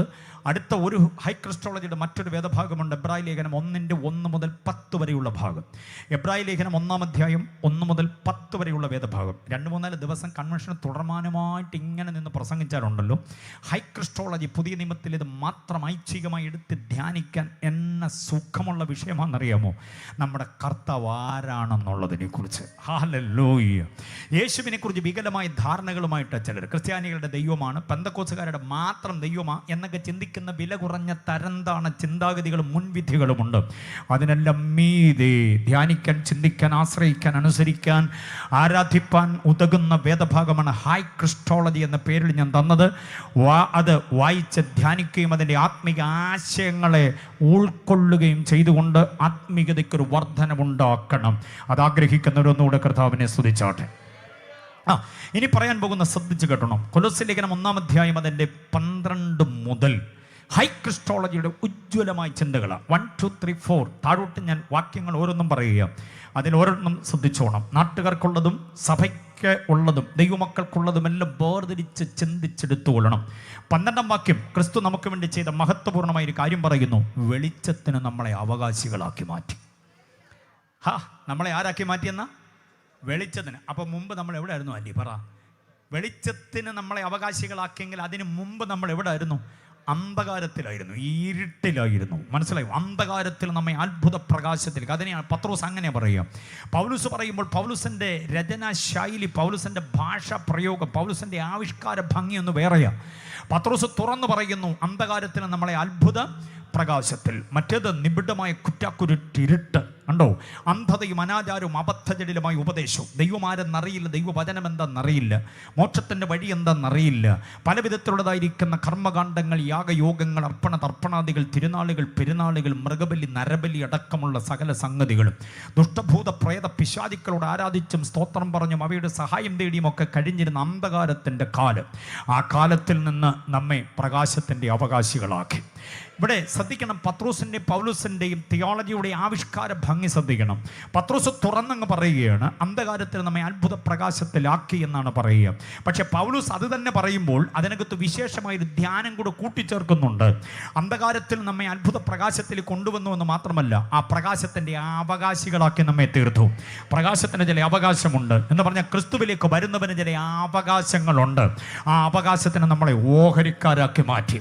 ക്രിസ്തുവിലേക്ക് വന്നവൻ ഒന്നുമില്ലാത്തവനല്ല, ക്രിസ്തുവിലേക്ക് വന്നവൻ ആരുമില്ലാത്തവനല്ല, അവൻ ചില അവകാശത്തിൻ്റെ ഓഹരിക്കാരനാണ്. എത്ര പേർക്ക് ആ പ്രാഗൽഭ്യമുണ്ട്? ഒന്നുമില്ലേ എന്ന് പറഞ്ഞ് നടക്കരുത്. ഔദാര്യത്തിന് വേണ്ടി കൈ നീട്ടി നിൽക്കരുത്. ഇല്ലാവചനം പറഞ്ഞ് നടക്കരുത്. അവകാശത്തിന് നമ്മളെ ഓഹരിക്കാരാക്കി മാറ്റി. ഏതിൻ്റെ അവകാശം? ഏതെങ്കിലും വിധത്തിലുള്ളതായിരിക്കുന്ന കൃത്രിമം കൊണ്ടുള്ള ജീവിതോപാധിയല്ല, വെളിച്ചത്തിൻ്റെ അവകാശം. എന്താ വെച്ചാൽ വെളിച്ചത്തിൻ്റെ അവകാശം എന്ന് പറഞ്ഞാൽ നേരായുള്ള നന്മകൾ. കണ്ടോ? ആരെയും ദ്രോഹിച്ചിട്ട് ആരെയും കൃത്രിമമായി അടിച്ചു മാറ്റി എടുത്തതല്ല, വെളിച്ചത്തിൻ്റെ അവകാശമാണ് കർത്താവ് തന്നത്. പലരുടെയും സമ്പത്തിൻ്റെ വഴിത്താര പഠിച്ചു നോക്കിയാൽ അത് വെളിച്ചത്തിൻ്റെ അവകാശമല്ല, വേറെ ആർക്കൊക്കെ പോകേണ്ടത് അടിച്ചു മാറ്റിയ വൈദഗ്ധ്യമാണ്. ആഖാന്റെ വീട്ടിനകത്തൊരു കുഴിയുണ്ട്. കുഴിയുടെ അടിയിൽ പ്ലാസ്റ്റിക് കവറിനകത്ത് പൊതിഞ്ഞിരിക്കുന്ന ചില നിക്ഷേപമുണ്ട്. ആഖാന്റെ കുടുംബ സ്വത്തൊന്നുമല്ല, അവനത് ജാതീയമായ ക്ഷേത്രത്തിൽ നിന്ന് അപകരിച്ചു കൊണ്ടുവന്നത്. ദൈവം അതിന് പേരിട്ടിരിക്കുന്നത് ശാപമെന്ന്. നമുക്കല്ലാത്തതൊന്നും നമ്മുടേതല്ലത് ശാപമാ. അത് നമ്മോടുകൂടെ ഇരുന്നാൽ ദൈവം നമ്മുടെ വീട്ടിൽ നിന്ന് പടി ഇറങ്ങുകയാണ്. യോശുവ 7:12 വായിച്ചു നോക്കണം. ശാപം നിങ്ങളോടുകൂടെ ഇരിക്കാൻ ഞാൻ നിങ്ങളോടുകൂടെ വസിക്കയില്ല. ദൈവസാന്നിധ്യത്തെ അകറ്റിക്കളയുന്ന വേറൊരു സമ്പാദ്യം വേണ്ട. നമുക്കുള്ളതെല്ലാം പോക്കറ്റ് കുത്തിയിരിക്കുന്ന പേന അടക്കം വെളിച്ചത്തിൻ്റെ വഴിയിലൂടെ വന്നതാകണം. അങ്ങനെയുള്ളവരാ ദൈവം അനുഗ്രഹിക്കുന്നത്. മനസ്സിലായോ? ചേട്ടന് പോകേണ്ടതും അനിയന് പോകേണ്ടതും പെങ്ങക്ക് പോകേണ്ടതും അമ്മാച്ചന് പോകേണ്ടതും ഉപ്പാപ്പന് പോകേണ്ടതും മച്ചമ്പിക്ക് പോകേണ്ടതൊക്കെ ചങ്ങല വലിച്ച് നമ്മുടെ പേരിൽ ആക്കിയാലുണ്ടല്ലോ, പിശാച് പടിയിറങ്ങത്തില്ല നിന്റെ വീട്ടിൽ നിന്ന്, നിന്റെ ശരീരത്തിൽ നിന്ന് പടിയിറങ്ങ. വെളിച്ചത്തിന്റെ അവകാശമുള്ളവരാകണം. വെളിച്ചത്തിന്റെ അവകാശം കൈയാളുന്നവരാകണം. എത്ര പേർക്ക് സ്വത്രം പറയാൻ പറ്റും? അപ്പൊ ക്രിസ്തു നമുക്ക് വേണ്ടി ചെയ്തത് വെളിച്ചത്തിന്റെ അവകാശം. ഹല്ലേലൂയ. രണ്ടാമത് 13-ാം വാക്യത്തിലേക്ക് വരണം. 13-ാം വാക്യത്തിൽ ക്രിസ്തുവിന്റെ മഹത്വം ഗംഭീരമായി അക്കമിട്ട് നിരത്തുന്നു. ഒന്ന്, നമ്മെ ഇരുട്ടിന്റെ അധികാരത്തിൽ നിന്ന് എന്തോ ഇതെന്നാ വിടുവിച്ചു. അപ്പം വെളിച്ചത്തിൻ്റെ അവകാശികളാക്കിയെന്ന് മാത്രമല്ല, ഇരുട്ടിൻ്റെ അധികാരം എന്ന് പറഞ്ഞ് എന്തോ മനസ്സിലായി? ഇതൊരു കാത്തിരിപ്പയോഗമായിരുന്നു. ഞാൻ നിന്നങ്ങ് പറഞ്ഞേനെ, ഇരുട്ടിൻ്റെ അധികാരം. എന്താ ഇരുട്ടെന്നറിയോ? പിശാചാണ് ഇരുട്ട്. വെളിച്ചം എന്താണെന്നറിയാമോ? അത് സത്യദൈവമാണ്. ഇരുട്ടൊട്ടുമില്ലാത്ത വെളിച്ചമാ ദൈവം. എത്ര പേർക്ക് സ്വത്രം പറയാൻ പറ്റും? 1 യോഹന്നാൻ ലേഖനം 1-ാം അധ്യായം 5-ാം വാക്യം, യോഹന്നാന്റെ സുവിശേഷം 1-ാം അധ്യായത്തിലുമുണ്ട്. ദൈവം വെളിച്ചമാകുന്നു, അവനിൽ ഇരുട്ട് ഒട്ടുമില്ല. അങ്ങനെയാണെങ്കിൽ ഇരുട്ട് എന്ന് പറയുന്നത് പിശാചാണ്. പിശാചിൻ്റെ അധികാരത്തിൽ നമ്മെ വിടുവിച്ചിരിക്കുന്നു. എത്ര പേർക്ക് സ്വത്രം പറയാൻ പറ്റും? രക്ഷിക്കപ്പെട്ട മുഴുവൻ ദൈവമക്കളോടും പറയാം, ആത്മനിറവ് പ്രാപിച്ച അന്യഭാഷയിൽ ദൈവത്തെ ആരാധിക്കുന്ന ആത്മശക്തി പ്രാപിച്ച മുഴുവൻ ആളുകളോടും പറയാം, ഇരുട്ടിൻ്റെ മേൽ നിനക്കൊരധികാരമുണ്ട്. എത്ര പേര് സമ്മതിക്കുന്നുണ്ടത്? ഇരുട്ടിൻ്റെ മേൽ അധികാരമുള്ള ദൈവ പൈതൽ പിശാചിനെ ശാസിക്കാൻ എങ്ങൊന്നും വാടകയ്ക്ക് എടുക്കേണ്ട കാര്യമില്ല. മനസ്സിലായോ? കൺവെൻഷൻ നടന്നുകൊണ്ട് പന്തലും ഈ ഡെക്കറേഷനും ഈ മൈക്ക് സെറ്റും അതും ഇതൊക്കെ വാടകയ്ക്ക് എടുത്തോ, കുഴപ്പമൊന്നുമില്ല. അത് വാടകയ്ക്ക് എടുക്കാം. കൊച്ചിൻ്റെ കല്യാണത്തിന് ചെമ്പ് ഉരുളിയും വാർപ്പും തവിയും ചട്ടിയും കൂട്ടയും വട്ടിയും ഒക്കെ വാടകയ്ക്ക് എടുത്തോ, നമ്മുടെ കയ്യിൽ അത്ര ഇല്ല. 10,000 പേര് വന്നാൽ അവർക്ക് വെച്ച് വിളമ്പാനുള്ള ചോറും കറിയും വെക്കാനുള്ള പാത്രവും നമുക്ക് അത് ഹയർ ചെയ്തേ പറ്റുള്ളൂ. പന്തലിനൊക്കെ ഹയർ ചെയ്തേ പറ്റൂ. ഓഡിറ്റോറിയം വാടകയ്ക്ക് എടുത്തേ പറ്റുള്ളൂ. പക്ഷേ വീട്ടിൽ വ്യാപരിച്ച് നിൽക്കുന്ന പിശാചിനെ ശാസിക്കാൻ ആരെയും വാടകയ്ക്ക് വിളിക്കരുത്. അത് നീ തന്നെ ചെയ്യണം. എത്ര പേർക്ക് സമ്മതിക്കാൻ പറ്റുന്നുണ്ട്? പ്രാപിച്ച അഭിഷേകം ഇരുട്ടിൻ്റെ അധികാരത്തെ വെല്ലുവിളിക്കാനാ, ഇരുട്ടിൻ്റെ ആധീശത്വത്തെ, ഇരുട്ടിൻ്റെ ആധിപത്യ വ്യവസ്ഥിതിയെ വെല്ലുവിളിക്കാനുള്ള അഭിഷേകമാണ്. യേശു മാറാത്തവൻ എന്ന് 2-ാം റൗണ്ട് പാടുമ്പോൾ അന്യഭാഷ പറയാൻ വേണ്ടി മാത്രമല്ല ഈ ശക്തി. ഏതെങ്കിലും ഒരു പാട്ടിൻ്റെ ഒരു വരി വീണ്ടും വീണ്ടും ആവർത്തിച്ച് പാടുമ്പോൾ അന്യഭാഷ പറയുന്ന ശീലത്തിന് വേണ്ടി തന്നതല്ല ഈ ശക്തി. അന്ധകാരത്തിൻ്റെ ശക്തിയോടെ ഇറങ്ങു പുറത്തെന്ന് പറയാനുള്ള അധികാരം ദൈവം തന്നിരിക്കുകയാ. എത്ര പേർക്ക് അത് പറയാൻ കഴിയും? എത്ര പേർക്ക് അത് ഉപയോഗിക്കാൻ കഴിയും? 2024 വരുന്നതിന് മുമ്പ് ഈ ശക്തിയെ പുതുക്കിയെടുത്തോണം, ഒന്ന് റീചാർജ് ചെയ്തോണം, ഒന്ന് റിന്യൂവലാക്കിക്കോണം. സഹോദര, തട്ടിമുട്ടി എവിടെങ്കിലുമൊക്കെ ഈ ശക്തി പോയിട്ടുണ്ടെങ്കിൽ, ഇതിൻ്റെ അധികാരം കൈമോശം വന്നിട്ടുണ്ടെങ്കിൽ, റീചാർജ് ചെയ്യാതെ നീ ഇത് ചുമ്മാതെ വേദോത്വത്തിൽ കൊണ്ടു നടന്നതാണെങ്കിൽ ഈ രാത്രികൾ ഇതിനെ റീചാർജ് ചെയ്തോണം. കാരണം ഈ അധികാരം എന്തിനാണെന്നറിയാമോ? ശത്രുവിൻ്റെ അധീശത്വത്തോട് വെല്ലുവിളിക്കാനാ. സെലൂക്കയിലെ ഗവർണറുടെ പേരാണ് സെർഗ്യൂസ് പൗലൂസ്. അറിയാമോ? സെർഗ്യൂസ് പൗലൂസ് മിടുക്കനാ, ആത്മീയ കാര്യങ്ങളിലൊക്കെ നിപുണനാണ്. അദ്ദേഹം പൗലൂസിൻ്റെ പ്രസംഗത്തെക്കുറിച്ച് കേട്ടു. പൗലൂസ് എന്ന വാഗ്മി യേശുവിനെ കുറിച്ച് പ്രസംഗിക്കുന്നു. ഒന്ന് കേട്ടാൽ കൊള്ളാമെന്ന് അവൻ അദ്ദേഹത്തിൻ്റെ അനുയായികളോട് പറഞ്ഞു. അവർ പറഞ്ഞു, പിന്നെന്താ, വിളിച്ച പുള്ളി വരും. ഉപദേശിക്ക് എവിടെയെങ്കിലും പ്രസംഗിക്കാനൊരു അവസരം കിട്ടാൻ വേണ്ടി നോക്കി നടക്കും. നമ്മൾ വിളിച്ചാൽ തീർച്ചയായിട്ടും വരും, ഓടി വരുമെന്ന് പറഞ്ഞു. എന്നാൽ പിന്നെ വിളിക്കാൻ പറഞ്ഞു. അങ്ങനെ ഡേറ്റ് ഫിക്സ് ചെയ്തു. സെർഗ്യൂസ് പൗലൂസ് എന്ന് പറയുന്ന ഗവർണറുടെ കോൺഫറൻസ് ഹാളിൽ പൗലൂസിന് പ്രസംഗിക്കാൻ അവസരം കൊടുത്തു. പാട്ടുകാരൊന്നുമില്ല, മനസ്സിലായോ? നിച്ചൽ റോയി സംഘമൊന്നും അവിടെ ഇല്ല. അദ്ദേഹം വന്നു, സമയം കൊടുത്തപ്പോൾ പ്രസംഗിച്ചു എന്നുള്ളതേ ഉള്ളൂ. പ്രസംഗം ഗംഭീരമായിരുന്നു. ക്രിസ്തുയേശുവിലൂടെ രക്ഷ, മോക്ഷം, മുക്തി, സായുജ്യം, ശാന്തി അടക്കമുള്ള കാര്യങ്ങളെക്കുറിച്ച് പ്രസംഗിച്ചത്. ഗംഭീര പ്രസംഗം. ഈ പ്രസംഗം അവിടെ നടക്കുമ്പോൾ ഈ ഗവർണറും അദ്ദേഹത്തിൻ്റെ ഓഫീസിലെ എല്ലാ ഓഫീസേഴ്സും ശ്രദ്ധയോടെ കേട്ടുകൊണ്ടിരിക്കുന്നു. ഇദ്ദേഹത്തിൻ്റെ ഒരു പ്രൈവറ്റ് സെക്രട്ടറി ഉണ്ട്. അവൻ്റെ പേര് ബർ-യേശു എന്നാണ്. ബർ-യേശു, യേശുവിൻ്റെ മകനെന്നാണ് എൻ്റെ അർത്ഥം. ബർ-യേശു എന്ന് പറഞ്ഞ് ഓക്കെ. അവനെ എലിമാസ് എന്ന വിദ്വാൻ എന്നാണ് എല്ലാവരും വിളിക്കുക. അവൻ വിദ്വാനാ. ആകെപ്പാടെ ആ ദേശത്തെ സകല പ്രശ്നങ്ങളും പരിഹരിക്കുന്നൊരു മന്ത്രവാദിയാണ് അവൻ. അദ്ദേഹത്തിൻ്റെ ഒരു സൈഡ് ബിസിനസ് മന്ത്രവാദം. ഔദ്യോഗിക ജീവിതം ഗവർണറുടെ പ്രൈവറ്റ് സെക്രട്ടറി എന്നുള്ളതാണ്. അപ്പോൾ ഗവൺമെൻറ് ജോലി ഉള്ളപ്പോൾ തന്നെ മന്ത്രവാദം സൈഡ് ബിസിനസ്സായിട്ട് നടത്തുന്ന ഒരു പുള്ളിയും കൂടിയാണ് ആര്? ഈ ബർ-യേശു എന്ന് പറയുന്ന എലിമാസ്. അപ്പോൾ അദ്ദേഹത്തിൻ്റെ നോട്ടം പൗലോസ് എന്ന പ്രസംഗകനിലല്ല, ഈ ഗവർണറുടെ മുഖത്തേക്കാണ് നോക്കുന്നത്. ഈ മന്ത്രവാദി ഗവർണറെ നോക്കിയപ്പോൾ ഗവർണർ ഇപ്പം മാനസാന്തരപ്പെട്ട് പെന്തക്കോസ്തിൽ കയറുമെന്നൊരു സ്ഥിതിയായി. കാരണം പൗലോസിൻ്റെ പ്രസംഗം ലൈവ് കേൾക്കില്ല. എന്ന ആവിഷ്കാര ഭംഗി എന്നറിയാമോ? യേശുവിനെയൊക്കെ അവതരിപ്പിക്കുക പൗലോസ് ഗംഭീരമായി. അതിൻ്റെ ഒന്നും 7 അയലൊക്കത്ത് വരത്തില്ല ഞങ്ങൾ ഉപദേശിമാരും. പൗലോസിൻ്റെ ലൈവ് പ്രസംഗം കേൾക്കാൻ ഒരു ഭാഗ്യം ഉണ്ടാകുക എന്ന് പറഞ്ഞാൽ അതെന്തോ ഗംഭീര പരിപാടിയാണ്. നോക്കി യേശുവിനെ കുറിച്ച് ഇങ്ങനെ പ്രസംഗിച്ച് വന്നപ്പോൾ ഈ ഗവർണർ ചാടി എഴുന്നേറ്റ് കൈ ഉയർത്തും, പൗലോസിൻ്റെ മുമ്പിൽ വന്ന് മുട്ടുകുത്തും എന്നൊരു സ്ഥിതി വന്നപ്പം ഗവർണറുടെ പ്രൈവറ്റ് സെക്രട്ടറി മന്ത്രവാദി എഴുന്നേറ്റ് നിന്ന് പ്രസംഗിച്ചുകൊണ്ട് എന്ന് ഉപദേശിയോട് പറഞ്ഞു, ഉപദേശി മതി, നിർത്ത് പ്രസംഗം ഇപ്പം തൽക്കാലം നിർത്ത്. സാറിനെയും കൊണ്ട് എനിക്കൊരു ഉദ്ഘാടന സമ്മേളനത്തിന് പോകാനുണ്ട്. സാറത് മറന്നിരിക്കുക. ഞാനിപ്പോൾ ഡയറി എടുത്ത് നോക്കിയപ്പോഴത് മനസ്സിലായത്. അതുകൊണ്ട് ഇപ്പം തൽക്കാലം നിർത്ത്, പിന്നെ ഞങ്ങൾ വിളിക്കുമ്പം വന്നാൽ മതി. നമ്മളായിരുന്നു എന്നെ ഇതേനെന്ന് പറ, സത്യമായതേ പറയാവൂ. ഗവർണറുടെ കോൺഫറൻസ് ഹാളിൽ ഇനി വിളിക്കുമ്പം വരാം എന്ന് പറഞ്ഞ് നമ്മളെ പ്രസംഗത്തിനിടയ്ക്ക് വിട്ടാൽ എന്തോ ചെയ്തേനെ നമ്മൾ. പുള്ളിയെ പിണക്കാതെ വിസിറ്റിംഗ് കാർഡ് എടുത്ത് കൊടുത്തിട്ട് നമ്മൾ അന്നേരം ഗുഡ് ബൈ പറഞ്ഞ് പോരത്തേ ഉള്ളൂ. തിരിച്ചിങ്ങോട്ട് പോരാൻ നേരത്ത് തിരിഞ്ഞ് നിന്നുകൊണ്ട് പറയും, സാറേ അതിനകത്ത് 2-3 നമ്പറുണ്ട്, ആ ടിക്കറ്റിരിക്കുന്ന നമ്പർ വിളിച്ചാലേ കിട്ടുള്ളൂ കേട്ടോ എന്നും കൂടെ ഒരു അടിക്കുറിപ്പ് പറഞ്ഞിട്ട് നമ്മളിങ്ങ് പോരുകയുള്ളൂ അല്ലേ. നമ്മൾ ഉപദേശവർക്കും അതേ ചെയ്യത്തുള്ളൂ, നമ്മളെ കൊണ്ട് അതേ പറ്റുള്ളൂ. പക്ഷേ ആത്മപൂർണ്ണത പ്രാപിച്ച പൗലോസ് എന്താ ചെയ്തേ? തൻ്റെ പ്രസംഗം ആത്മാവിലുള്ള തൻ്റെ പ്രസംഗം ക്രിസ്തു പരിജ്ഞാനത്തിൻ്റെ ചിന്തകൾ കേട്ട് മാനസാന്തരത്തിൻ്റെ വക്കിലേക്ക് നടന്നെടുക്കുന്ന ഗവർണറെ തടഞ്ഞത് മന്ത്രവാദിയിൽ വ്യാപരിക്കുന്ന പിശാചെന്ന് മനസ്സിലായി. ആത്മപൂർണ്ണതയുടെ ദർശനമതാ. പിശാചാണെന്ന് മനസ്സിലായപ്പോൾ തൻ്റെ പ്രസംഗത്തെ ബ്ലോക്ക് ചെയ്ത മന്ത്രവാദിയുടെ നേരെ വിരൽ ചൂണ്ടിട്ട്, സകല കപടവും ധൂർത്തും നിറഞ്ഞ പിശാചിന്റെ മകനെ, സർവം നീതിയുടെയും ശത്രുവേ, ദൈവത്തിന്റെ നീതി പ്രവർത്തികളെ മറിച്ച് കളയുന്നത് മതിയാക്കത്തില്ലയോ? ആട്ടങ്ങ് യേശുവിന്റെ നാമത്തിൽ. ഒറ്റ പ്രഖ്യാപനം. കണ്ണിന്റെ ഫിലമെന്റ് അടിച്ചുപോയി, തറയിൽ ചുരുണ്ട് വീണു. ഇതാണ് ആത്മപൂർണ്ണത. ഇതാ ദൈവശക്തിയുടെ വ്യാപാരം. ഇതാ നമ്മിൽ പകർന്നിരിക്കുന്നത്. അല്ലാതെ ആരോട് സമവായത്തിലാകാനല്ല, ആരോട് അനുരഞ്ജനത്തിനാകാനല്ല, അന്ധകാര ശക്തിയോട് കോംപ്രമൈസ് ആകാനല്ലെന്ന് ഇന്ന് രാത്രി എത്ര പേര് ഏറ്റെടുക്കും? ദുഷ്ടപിശാചിനോട് ചെറുത്തു നിൽക്കുവാൻ, അവൻ പിടിച്ചടക്കി വെച്ചിരിക്കുന്ന ജീവിതങ്ങളെ അവന്റെ കയ്യിൽ നിന്ന് പൊട്ടിച്ച് പുറത്തു കൊണ്ടുവരാൻ, അടച്ചു വെച്ചിരിക്കുന്ന കുടുംബങ്ങളെ തുറക്കാൻ, ചില വ്യക്തികൾക്ക് അവകാശമാകേണ്ട ചില നന്മകളെ ശത്രു തടഞ്ഞു വച്ചിരിക്കുന്നതിന്, ആ ശത്രുവിനെ പറഞ്ഞു വിടേണ്ടതിന് വേറെ ആരെയും വാടകയ്ക്ക് വിളിക്കാൻ നീ പോകണ്ട. നിന്നിൽ വ്യാപരിക്കുന്ന ദൈവശക്തി അതിന് പര്യാപ്തമാണ്. ഏറ്റെടുത്ത് ദൈവത്തെ സ്തുതിക്കുന്നവർ എത്ര പേരുണ്ട്?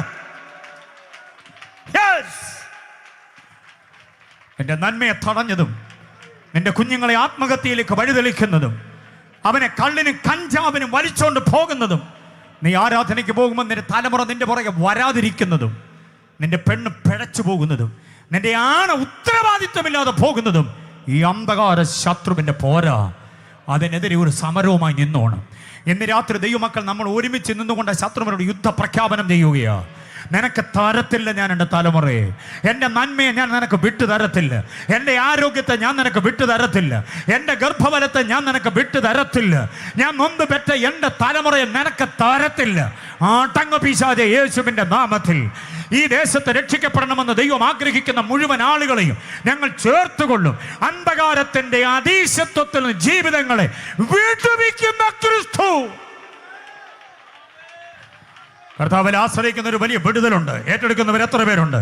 സഭയ്ക്കൊരു വലിയ വളർച്ചയുണ്ട്, ദൈവമക്കൾക്കൊരു വലിയ വളർച്ചയുണ്ടെന്ന്, ആത്മീയമായൊരു വലിയ മുന്നേറ്റമുണ്ട്. വിശ്വസിക്കുന്നവർ കർത്താവിനെ സ്തുതിക്ക്, ആരാധിച്ച് ബലം പ്രാപിക്കുന്ന രാത്രി. നഷ്ടപ്പെട്ടു പോയതിനെ ഓർത്ത് വേവലാതിപ്പെടേണ്ട. പുതിയത് ദൈവം ചിലത് ചെയ്യാൻ പോവുകയാണ്. നിന്റെ കുടുംബത്തിൽ, നിന്റെ ഗർഭഫലത്തിൽ ദൈവം ചിലത് ചെയ്യാൻ പോവുകയാണെന്ന്. നിന്റെ ഉദരത്തിനകത്ത് തലമുറയെ തടഞ്ഞു വെക്കുന്ന ചില പോരാട്ടങ്ങളുടെ കെട്ട് ദൈവം അഴിച്ചു വിടുകയാണ്. വിടുതൽ നീ പ്രാപിക്കും. ഹല്ലേലൂയ. ക്രിസ്തുവിന്റെ മഹത്വം, വല്ലഭത്വമാർന്ന മഹത്വം 13-ാം വാക്യത്തിൽ പറയുന്നത് കേട്ടോ, അന്ധകാരത്തിൽ നമ്മെ വിടുവിക്കുന്ന ക്രിസ്തു.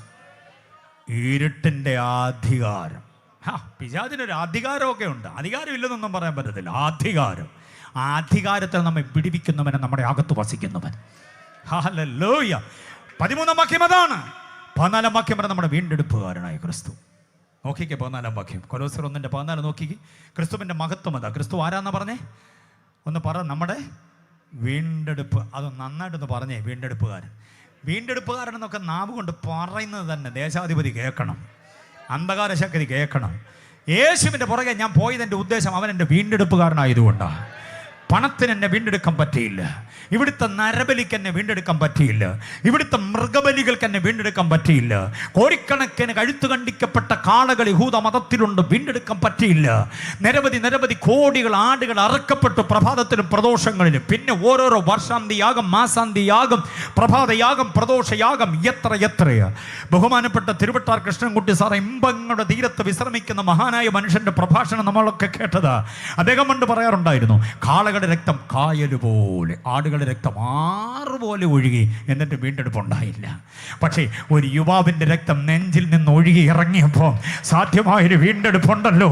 ഒന്നിനും പകരം വെക്കാനാവാത്ത നിലയിലൊരു വീണ്ടെടുപ്പ്. ആ വീണ്ടെടുപ്പുകാരനെ ഒന്ന് സ്തുതിച്ചേ, ആ വീണ്ടെടുപ്പുകാരനെ ഒന്ന് മഹത്വമെടുത്ത് നിറഞ്ഞ കണ്ണുകളോടെ ആ പൊന്നു പാദത്തെ ഒന്ന് ചുംബിക്ക.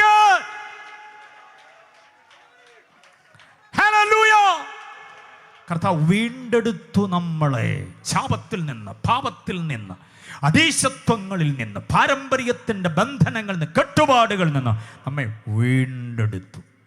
ഓ സ്വത്രം. വീണ്ടെടുപ്പുകാരനെന്നൊക്കെ ഉള്ളത് പുസ്തകം എഴുതി കഴിഞ്ഞപ്പോഴാണ് നമുക്ക് മനസ്സിലായത് നമ്മുടെ കർത്താവ് വീണ്ടെടുപ്പുക. പക്ഷേ ഈ പുസ്തകം എഴുതുന്നതിന് മുമ്പ്, ലിഖിത നിയമങ്ങൾ ഉണ്ടാകുന്നതിന് മുമ്പ് യേശുവിനെ വീണ്ടെടുപ്പുകാരെന്ന് വിളിച്ചൊരു പുരാതന ഭക്തനുണ്ട്, പേര് ഇയ്യോബ് എന്നാണ്. ചാരക്കുഴിയിലേക്ക് ഇറങ്ങിയിരിക്കുമ്പം അവിടെ ഒരു അസഹനീയമായ ചൊറിച്ചിൽ, ഈ ചാരം വാരി മുറിവിലേക്ക് ഇട്ടിട്ട് ഓട്ട് കഷ്ണം കൊണ്ട് ചൊറിയുമ്പോൾ ഒരു സുഖമുണ്ട്. പിന്നെ ഭയങ്കര നീറ്റല, എങ്കിലും ആ ചൊറിയുന്ന നേരത്തൊരു സുഖമാണ്. അങ്ങനെ ചാരത്തിലിരുന്ന് ചൊറിഞ്ഞുകൊണ്ടിരിക്കുമ്പോൾ നമ്മളൊക്കെ ആണെങ്കിൽ ആകപ്പാടെ നമ്മുടെ മോഹമൊക്കെ വലിഞ്ഞ് മുറുകി കർക്കിടക മാസത്ത് പെയ്യാൻ വെമ്പി നിൽക്കുന്ന മഴമേഘം പോലെ ആയിപ്പോയതിന് മോഹമൊക്കെ. സ്വോത്രം. പക്ഷേ ഇയ്യോബിൻ്റെ മുഖത്തേക്ക് സൂക്ഷിച്ച് നോക്കുകയെ എന്നെ പ്രകാശമാണെന്നറിയാമോ, എന്നെ പ്രത്യാശയാണെന്നറിയാമോ. നമുക്ക് ഒരുമിച്ച് എന്ത് ചെയ്യും, കൺവെൻഷൻ വന്നവരെല്ലാവരും കൂടെ, സംഘാടകരും പ്രസംഗം വന്ന് ഉപദേശിക്കും കേൾക്കാൻ വന്ന് നമുക്കെല്ലാം കൂടെ ഇയ്യോബിൻ്റെ ചാരക്കുഴിയുടെ വാക്ക് നിന്നുകൊണ്ട് ചോദിക്കുക, സർ താങ്കൾ ഈ ചാരത്തിനകത്ത് അസഹനീയമായ അവസ്ഥയിലാണെങ്കിലും മുഖത്തൊരു പ്രകാശമുണ്ടല്ലോ, കാര്യം എന്താ എന്നൊന്ന് പറയാമോ എന്ന് ചോദിച്ചാൽ അദ്ദേഹം മിടുക്കോടെ പറയും, ഐ നോ മൈ റെഡീമർ ലിവത്ത്. എൻ്റെ വീണ്ടെടുപ്പുകാരൻ ജീവിക്കുന്നു എന്ന് എനിക്കറിയാം. അങ്ങോട്ട് നോക്കുമ്പോൾ കാണുന്ന 10 കുഴിമാടങ്ങൾ എൻ്റെ മക്കളെയാണ്. എന്നെ ഇപ്പം തള്ളിപ്പറഞ്ഞിട്ട് പോയത് എൻ്റെ ഭാര്യയാണ്. അങ്ങ് അകന്നു മാറി നിൽക്കുന്നത് എൻ്റെ ശരീരത്തിൽ നിന്ന് വമിക്കുന്ന ദുർഗന്ധം സഹിക്കവയ്യാതെ എൻ്റെ വേലക്കാരാണ്. എനിക്കെല്ലാം നഷ്ടമായി. കൽദയർ 10 കൂട്ടമായി വന്ന് എൻ്റെ ആടുമാട് മൃഗസമ്പത്ത് ഒട്ടകക്കൂട്ടങ്ങളെ കൊണ്ടുപോയി. എൻ്റെ ആട്ടിൻപറ്റമെല്ലാം നഷ്ടപ്പെട്ടു പോയി. എല്ലാവരും എന്നിൽ നിന്ന് അകന്നു നിൽക്കുന്നു. പക്ഷേ എന്നാലും എനിക്ക് സങ്കടമില്ല. എൻ്റെ മുഖത്തെ പ്രകാശത്തിൻ്റെ കാരണം എൻ്റെ വീണ്ടെടുപ്പുകാരൻ ജീവിക്കുന്നുണ്ട്. ഞാൻ അവനെ ദേഹസഹിതനായി കാണും. ഈ പ്രത്യാശയാകത്തുള്ള വീണ്ടെടുപ്പുകാരനുമായി രമ്യതയുള്ളവൻ, വീണ്ടെടുപ്പുകാരനുമായി ആന്തരിക ബന്ധമുള്ളവന്റെ മുഖം പ്രകാശമാണ്. അവൻ വാടിക്കരിയത്തില്ലെന്ന്, അവൻ ഇല്ല ഇല്ല ഇല്ല എന്ന് പറഞ്ഞ് നടക്കത്തില്ല. വിശ്വസിക്കുന്നവർ കർത്താവിനെ സ്തുതിക്ക്. യെസ്, വീണ്ടെടുപ്പുകാരനെ കുറിച്ച് അവബോധമുള്ള അവൻ ആരാണോ, വീണ്ടെടുപ്പുകാരനെ കുറിച്ച് അവബോധമുള്ളവന്റെ വായിൽ നിന്ന് മാറിപ്പോകണം വേരോടെ. ഇല്ല ഇല്ല ഇല്ല ഇല്ല ഇല്ല. എന്തോ ചോദിച്ചാലും ഇല്ല. സുഖമുണ്ടോ? ഇല്ല. വല്ലതും കഴിച്ചോ? ഇല്ല. കാശുണ്ടോ? ഇല്ല. മക്കളാരെങ്കിലും വിളിച്ചോ? ഇല്ല. പാസ് ചെയ്ത് വഴി വന്നായിരുന്നോ? ഇല്ല. കൺവെൻഷൻ നടക്കുന്നുണ്ട്, വരുന്നോ? ഇല്ല. എന്നാ ചോദിച്ചാലും എന്തേ പറയുള്ളൂ? ഇല്ലായ്മ പറയുന്നവൻ വീണ്ടെടുപ്പുകാരനുമായിട്ട് ഒരു ബന്ധവും ഇല്ലാത്തതാണ്. സ്തോത്രം. ഞാൻ പറയുന്നൊരു ഉദാഹരണമാണ്, നിങ്ങൾ കേട്ടിട്ടുണ്ടാവും. ഒരമ്മച്ചി എന്തോ ചോദിച്ചാലും ഇല്ലെന്ന്, ഇല്ല ഇല്ല ഇല്ല ഇല്ലെന്നേ പറയും. അമ്മച്ചിയെ കൊണ്ട് എന്തെങ്കിലും ഉണ്ടെന്ന് പറയിപ്പിക്കാൻ അവിടുത്തെ പയ്യനൊരു താല്പര്യം. അടുത്ത വീട്ടിലെ പയ്യൻ ഇവൻ രാവിലെ സ്കൂളിലോട്ട് പോകുമ്പോൾ 4 ചോദ്യം കൊണ്ടാണ് വരും. അമ്മച്ചോട് ചോദിക്കും, ഉണ്ടോ അമ്മച്ചി? അമ്മച്ചി പറയും, ഇല്ല മോനെ. വൈകിട്ട് വരുമ്പോഴും അവൻ 4 ചോദ്യം റെഡിമെയ്ഡ് ഉണ്ടാക്കിക്കൊണ്ട് വരും. ചോദിക്കുമ്പോൾ അമ്മച്ചി പറയും, ഇല്ലെന്ന്. ഈ തള്ളയെക്കൊണ്ട് എന്തെങ്കിലും ഉണ്ടെന്ന് പറയിപ്പിക്കണം. അത് അവൻ്റെ ഒരു താല്പര്യമായിരുന്നു. അവനൊരു ദിവസം വൈകിട്ട് സ്കൂളും വിട്ട് വരുമ്പോൾ ഇടിച്ചു കുത്തി മഴ പെയ്യുകയാണ്. ചോർന്നൊലിക്കുന്ന വീട്ടിനകത്ത് തളം കെട്ടിക്കിടക്കുന്ന വെള്ളം പ്ലാസ്റ്റിക് മഗ്ഗുകൊണ്ട് കോരി കളഞ്ഞുകൊണ്ടിരിക്കുക അമ്മച്ചി. ഇവൻ ചോദിച്ച ചോദ്യം, അമ്മച്ചി വീട് ചോരുന്നുണ്ടോ? എന്താ പറയണം? ഇല്ലെന്ന് പറയാൻ പറ്റുമോ? കാരണം അവൻ്റെ മുമ്പിൽ വെള്ളം വീണോട്ടിരിക്കുക. ഇങ്ങനെ ഇവിടെങ്കിലും ഉണ്ട് മോനെ എന്ന് പറയുമെന്ന് വിചാരിച്ച് അവൻ ഇങ്ങനെ കേൾക്കാൻ, അമ്മച്ചിയുടെ വായിൽ നിന്നൊരു ഇണ്ട വീഴുന്നത് കേൾക്കാൻ അവൻ ഇങ്ങനെ താല്പര്യത്തോടെ നിന്നപ്പോൾ അമ്മച്ചി പറഞ്ഞ എന്തോന്നറിയാം, എൻ്റെ മോനെ ചോർച്ച അല്ലാതെ ഒന്നും ഇല്ല. ഇല്ലായ്മ മാത്രം പറഞ്ഞങ്ങ് ശീലിച്ചു പോയാൽ അതിൻ്റെ അർത്ഥം വീണ്ടെടുപ്പുകാരനുമായിട്ട് നിനക്കൊരു ബന്ധവും ഇല്ലെന്ന്. അതിൻ്റെ അർത്ഥം ചാരത്തിൽ നിന്നെ ഉയർത്തുന്നൊരു വീണ്ടെടുപ്പുകാരനുണ്ട്. നഷ്ടപ്പെട്ടതെല്ലാം ഇരട്ടിയായി തരുന്നൊരു വീണ്ടെടുപ്പുകാരുണ്ട്. ആരോഗ്യമടക്കം വിശ്വസിക്കുന്നവർ എത്ര പേരുണ്ട്? വിളിച്ചത് അവനാ, വിളിച്ചത് ആ വീണ്ടെടുപ്പുകാരനാ കേട്ടോ. വഴിയിലാക്കത്തില്ല. ആരുടെയെങ്കിലും മുമ്പിൽ നീ വെറുതെ തലയും കുനിച്ച് നിൽക്കേണ്ട വരത്തില്ലെന്ന് ഉപ്പൂറ്റി ഉറപ്പിച്ച് തന്നെ നിർത്തും. നട്ടല് വളയാതെ നിർത്തും. കാരണം വാറിഞ്ഞതാരെയാ, വിളിച്ചതാരാ, നടത്തിയതാരാ, പുലർത്തിയതാരാ? അവൻ്റെ പേരാ വീണ്ടെടുപ്പുകാരൻ. 2023 എങ്ങനായിരുന്നു നമ്മൾ കണ്ടു. 24 ഇനി എങ്ങനെ ആകുമെന്ന് നമുക്കറിയില്ല. മനസ്സിലായോ? 23 എന്താ സംഭവിക്കുക നമുക്കറിയത്തില്ല. 23 കഴിഞ്ഞ് 24 തുടങ്ങിയ ഒരു കൺവെൻഷൻ വെച്ചാൽ നമ്മൾ എത്ര പേര് ഇതിനകത്ത് ഉണ്ടാകുമെന്ന് നമുക്കറിയത്തില്ല. അറിയില്ല. ഒത്തിരി അറിയായ്മയുണ്ടെങ്കിലും അതിനകത്ത് തിളക്കമുള്ളൊരു അറിവുണ്ട്. എന്നെ വിളിച്ചതാരാന്നറിയാം, എന്നെ നടത്തുന്നത് ആരാന്നറിയാം, 24ലേക്ക് എന്നെ കൊണ്ടുപോകുന്നത് ആരാന്ന് എനിക്ക് നല്ല അറിവുണ്ട്. ആ ബോധ്യമുള്ളവരെ കരമുയർത്തി കർത്താവിനെ സ്തുതിച്ച് ഓക്കെ, മടങ്ങി വരാം. 14-ാം വാക്യത്തിൽ പറയുന്നത് വീണ്ടെടുപ്പുകാരനായ ക്രിസ്തു, അതാണ് അവന്റെ മഹത്വം. 15-ാം വാക്യത്തിൽ പറയുന്നത് ദൈവത്തിന്റെ പ്രതിമയായ ക്രിസ്തു എന്ന് പറഞ്ഞാൽ ദ എക്സാക്ട് ഇമേജ്. ദൈവം എന്താണോ അത് തന്നെയാണ് ക്രിസ്തു. ദൈവം തന്നെയാണ് ക്രിസ്തു, ക്രിസ്തു തന്നെയാണ് ദൈവം. ഏകസത്യ ദൈവം ക്രിസ്തുവാണ് എന്ന് നാം അറിയണം. അതാണ് 15-ാം വാക്യം. ക്രിസ്തുവിന്റെ ദൈവത്വത്തിന്റെ അനുഗ്രഹീതമായ ഔന്നത്യം വെളിപ്പെടുത്തുന്ന ഒരു വാക്യമാണ് ദ എക്സാക്ട് ഇമേജ്. ഇമേജ് എന്നൊക്കെ പറഞ്ഞ വെറുതെ പ്രതിമ, വെറുതെ വിഗ്രഹം എന്നുള്ളതല്ല. ദൈവം എന്താണോ അത് തന്നെയാണ് ക്രിസ്തു. ക്രിസ്തുവിന്റെ ദൈവത്വ മഹിമ വെളിപ്പെടുത്തുന്ന ഗംഭീരമായൊരു വേദശകലമാണ് 15-ാമത് വാക്യം.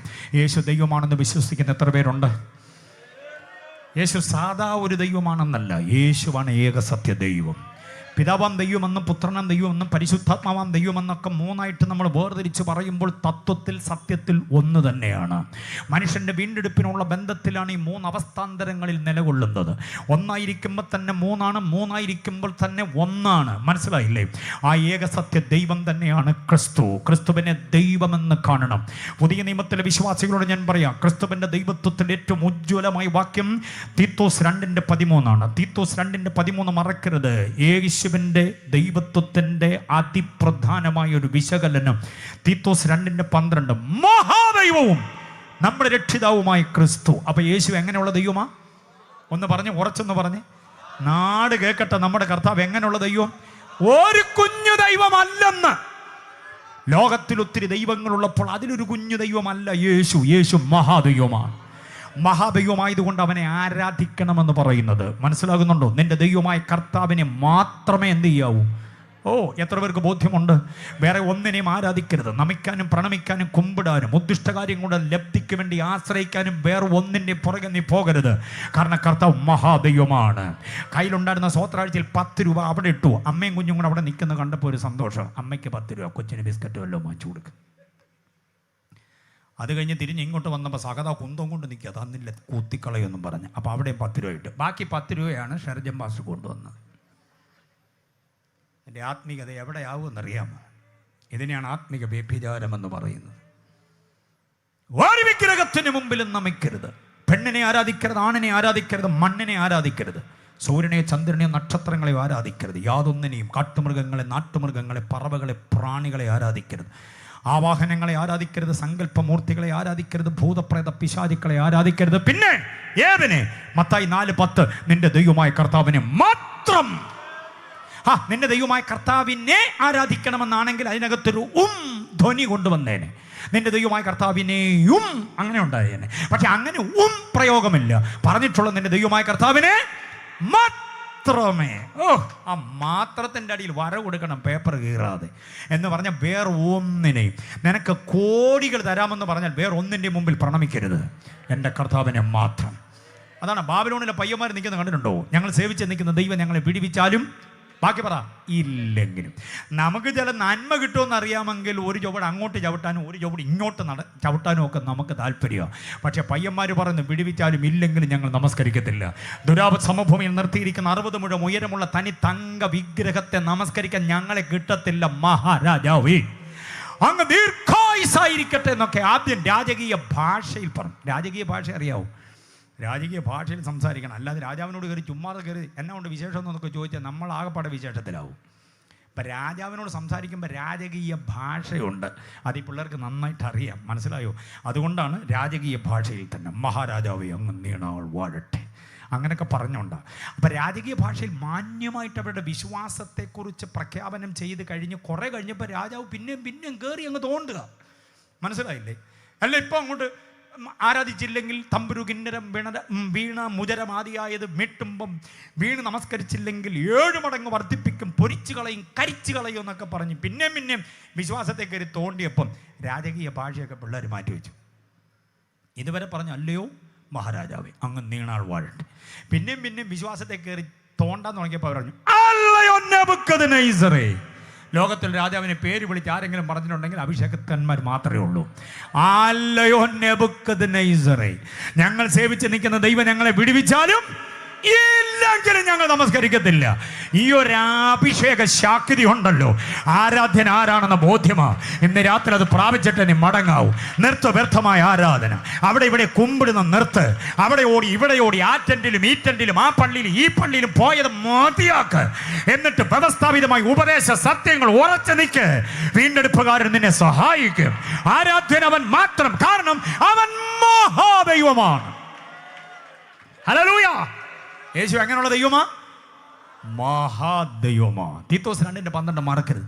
പിശാചി ഉമ്മ കാതിൽ വന്ന് കിന്നാരം പറയുമ്പം പിശാചെ കൊണ്ട് മാറി നിന്നേ യേശുവിൻ്റെ നാമത്തിൽ എന്ന് ചുമ്മാ ലാഘവമായിട്ട് പറയണം. കനപ്പിച്ച് മസിൽ പിടിച്ചൊന്നും പറയേണ്ട കാര്യമില്ല. യേശുവിൻ്റെ നാമത്തിൽ മാറി നിൽക്കും പിശാചി എന്ന് പറയണം. അങ്ങനെ പറയാനുള്ള ധൈര്യം എന്താണെന്നറിയാം. നമ്മൾ ഈ ശ്വാസിക്കുമ്പോഴത്തേക്ക് നാട് മുഴുവനും കിടുങ്ങി, വായിലെ ജലാംശം മുഴുവനും പുറത്ത് ചാടി, ഭയങ്കര പെരിയ മഴയൊക്കെ പെയ്ത് നമുക്ക് ശ്വാസിക്കാം. അതിൻ്റെ ഒന്നും ആവശ്യമില്ല. യേശുവിൻ്റെ നാമത്തിൽ മാറി നിൽക്കും പിശാചി എന്ന് പറയാൻ കഴിയണം. അങ്ങനെ പറയാൻ കഴിയണമെങ്കിൽ ഈ കർത്താവുമായിട്ടുള്ള ആന്തരിക രമ്യതയാണ്. അല്ല ചുമ്മാ കയറി മാറെന്നൊന്നും പറയരുത്. മനസ്സിലാകുന്നുണ്ടോ?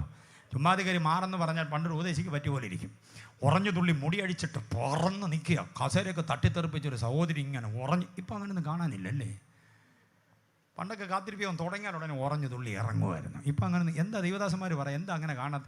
പിശാചുമായിട്ട് നമ്മളൊരു അഡ്ജസ്റ്റ്മെൻറ്റ് പോകുന്നതുകൊണ്ടാണോ അതോ എന്താണെന്നറിയത്തില്ല. എനിക്ക് തോന്നുന്നു അതുകൊണ്ടായിരിക്കത്തില്ല. പിശാച് ഇപ്പോൾ ഒത്തിരി മോഡേണായി. കാരണം ഇങ്ങനെ മുടി അടിച്ചിട്ട് ഉറഞ്ഞു തുള്ളു നോക്കിയാൽ നാണം കെട്ട പരിപാടി ആയതുകൊണ്ട് ആ പദ്ധതി എല്ലാം മാറ്റി വെച്ചിട്ട് പുള്ളി ടോർപ്പിടോ വയ്ക്കുകയാണ്. ഇപ്പം നമുക്ക് പോലും മനസ്സിലാകാത്ത രീതിയിലാണ് ഇപ്പോൾ പ്രവർത്തിക്കുന്നത്. മനസ്സിലായില്ലേ? അതാ എൻ്റെ വസ്തുത.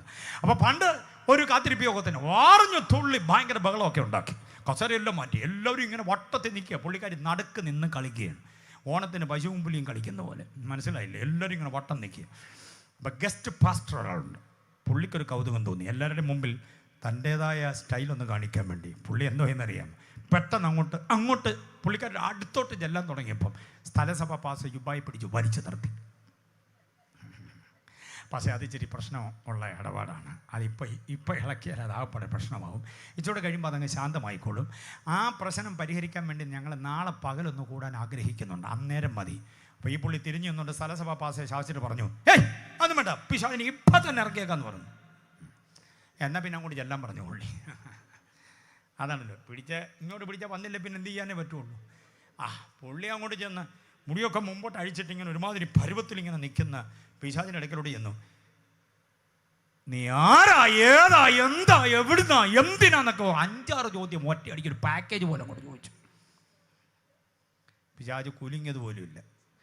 പതിയെ മുടിയുടെ ഇങ്ങനെ അങ്ങോട്ട് മാറ്റിയിട്ട് കാണാൻ ഇച്ചിരി വഴി ഉണ്ടാക്കി പുള്ളിയുടെ മുഖത്തോട് നോക്കി. എന്നാ? അപ്പോൾ പുള്ളി ചോദിച്ചതാ നാട് മുഴുവനും കിടുങ്ങത്തക്ക രീതിയിലാണ് ചോദിച്ചത്. സാത്താൻ ശാന്തമായിട്ട് ചോദിച്ചു, എന്നാ? അപ്പോൾ പുള്ളിക്ക് മനസ്സിലായി സംഗതി കുഴപ്പമാണ്. പുള്ളി പറഞ്ഞു, ചുമ്മാ ചോദിച്ചെന്നുള്ളതേ ഉള്ളൂ. ആവശ്യമില്ലാത്ത ഒരു പണിക്കും പോകരുത്. ജീവിതം സൂക്ഷിച്ചോണം, സാക്ഷ്യം സൂക്ഷിച്ചോണം. നമ്മുടെ രാത്രികളും നമ്മുടെ പകലുകളും അറിയാവുന്നത് പിശാചിനും കൂടെയാണ്, ദൈവത്തിന് മാത്രമല്ല. നിൻ്റെ മൊബൈൽ ഫോണിനകത്ത് എന്തൊക്കെ ഉണ്ടെന്നും കൂടെ പിശാചിനറിയാം. നമ്മൾ ചിന്തിക്കുന്ന പാസ്വേഡ് നമുക്ക് മാത്രമേ അറിയാവുന്ന, നാട്ടിലെ സകല പിശാചിനും അറിയാം നിൻ്റെ പാസ്വേഡ് എന്തുവാണ്. ആരുമായിട്ടാണ് ഇടപാടെന്നുള്ളത് പിശാചിനറിയാം. എതുവഴിയാണ് വന്നത്, എതുവഴിയാണ് പോകുന്നതെന്ന് അറിയാം പിശാചിന്. ഇതൊക്കെ അറിയാവുന്ന പിശാചിനോട് ചുമ്മാ കയറി കളിക്കരുത്, നാണം കെട്ടുപോകും. അതുകൊണ്ട് ഓർത്തുകൊള്ളണം, മഹാദൈവമായവനുമായി ചേർന്ന് നിൽക്കണം. കർത്താവിൻ്റെ ശക്തി നമ്മിലേക്ക് വ്യാപരിപ്പിക്കണം. യേശുവിൻ്റെ നാമത്തിൽ എന്നൊരൊറ്റ വാക്ക് പറയുമ്പോൾ അന്ധകാര ശക്തി നമിക്കണം മുൻപിൽ. ആ വിധമായൊരു ശുശ്രൂഷയുടെ നടത്തിപ്പിന് വേണ്ടി ഏൽപ്പിച്ചു കൊടുക്കണം. 2024 കർത്താവ് നടത്താൻ പോകുന്ന വ്യത്യസ്തമായിട്ട് എത്ര പേര് ഏറ്റെടുക്കും? ഇന്ന് രാത്രി എത്ര പേര് ഏറ്റെടുക്കും? കർത്താവ് വ്യത്യസ്തമായ നിലയിൽ നടത്താൻ പോവുക. ആ കർത്താവിൻ്റെ മഹാദൈവത്വം ഒന്ന് ഏറ്റെടുത്താൽ മതി. ക്രിസ്തു മഹാദൈവമായവന്, മറന്നു പോകരുത്, മഹാദൈവമായവൻ, അവനെ മാത്രം ആരാധിക്കണം. കർത്താവുമായി മാത്രം ബന്ധം കൂടണം. കൊലോസ്യലേഖനം താഴോട്ടിങ്ങനെ പറയുമ്പോൾ 16-ാമത് വാക്യം സൃഷ്ടിതാവായ ക്രിസ്തു, 17-ാമത് വാക്യം മമ്മിമാരെ പപ്പമാരെ എന്ന് ഓർമ്മപ്പെടുത്തി ഞാൻ വാക്കുകൾ അവസാനിപ്പിക്കും. ഷർജൻ പാസ്റ്ററിനോട് സമയം പറഞ്ഞതൊക്കെ തീർന്നുപോയി. അല്പം കൂടെ ഞാൻ ഒറ്റ വാക്യം കൂടെ പറഞ്ഞു, 17-ാം വാക്യം കൂടെ മാത്രം പറഞ്ഞ് നിർത്താം.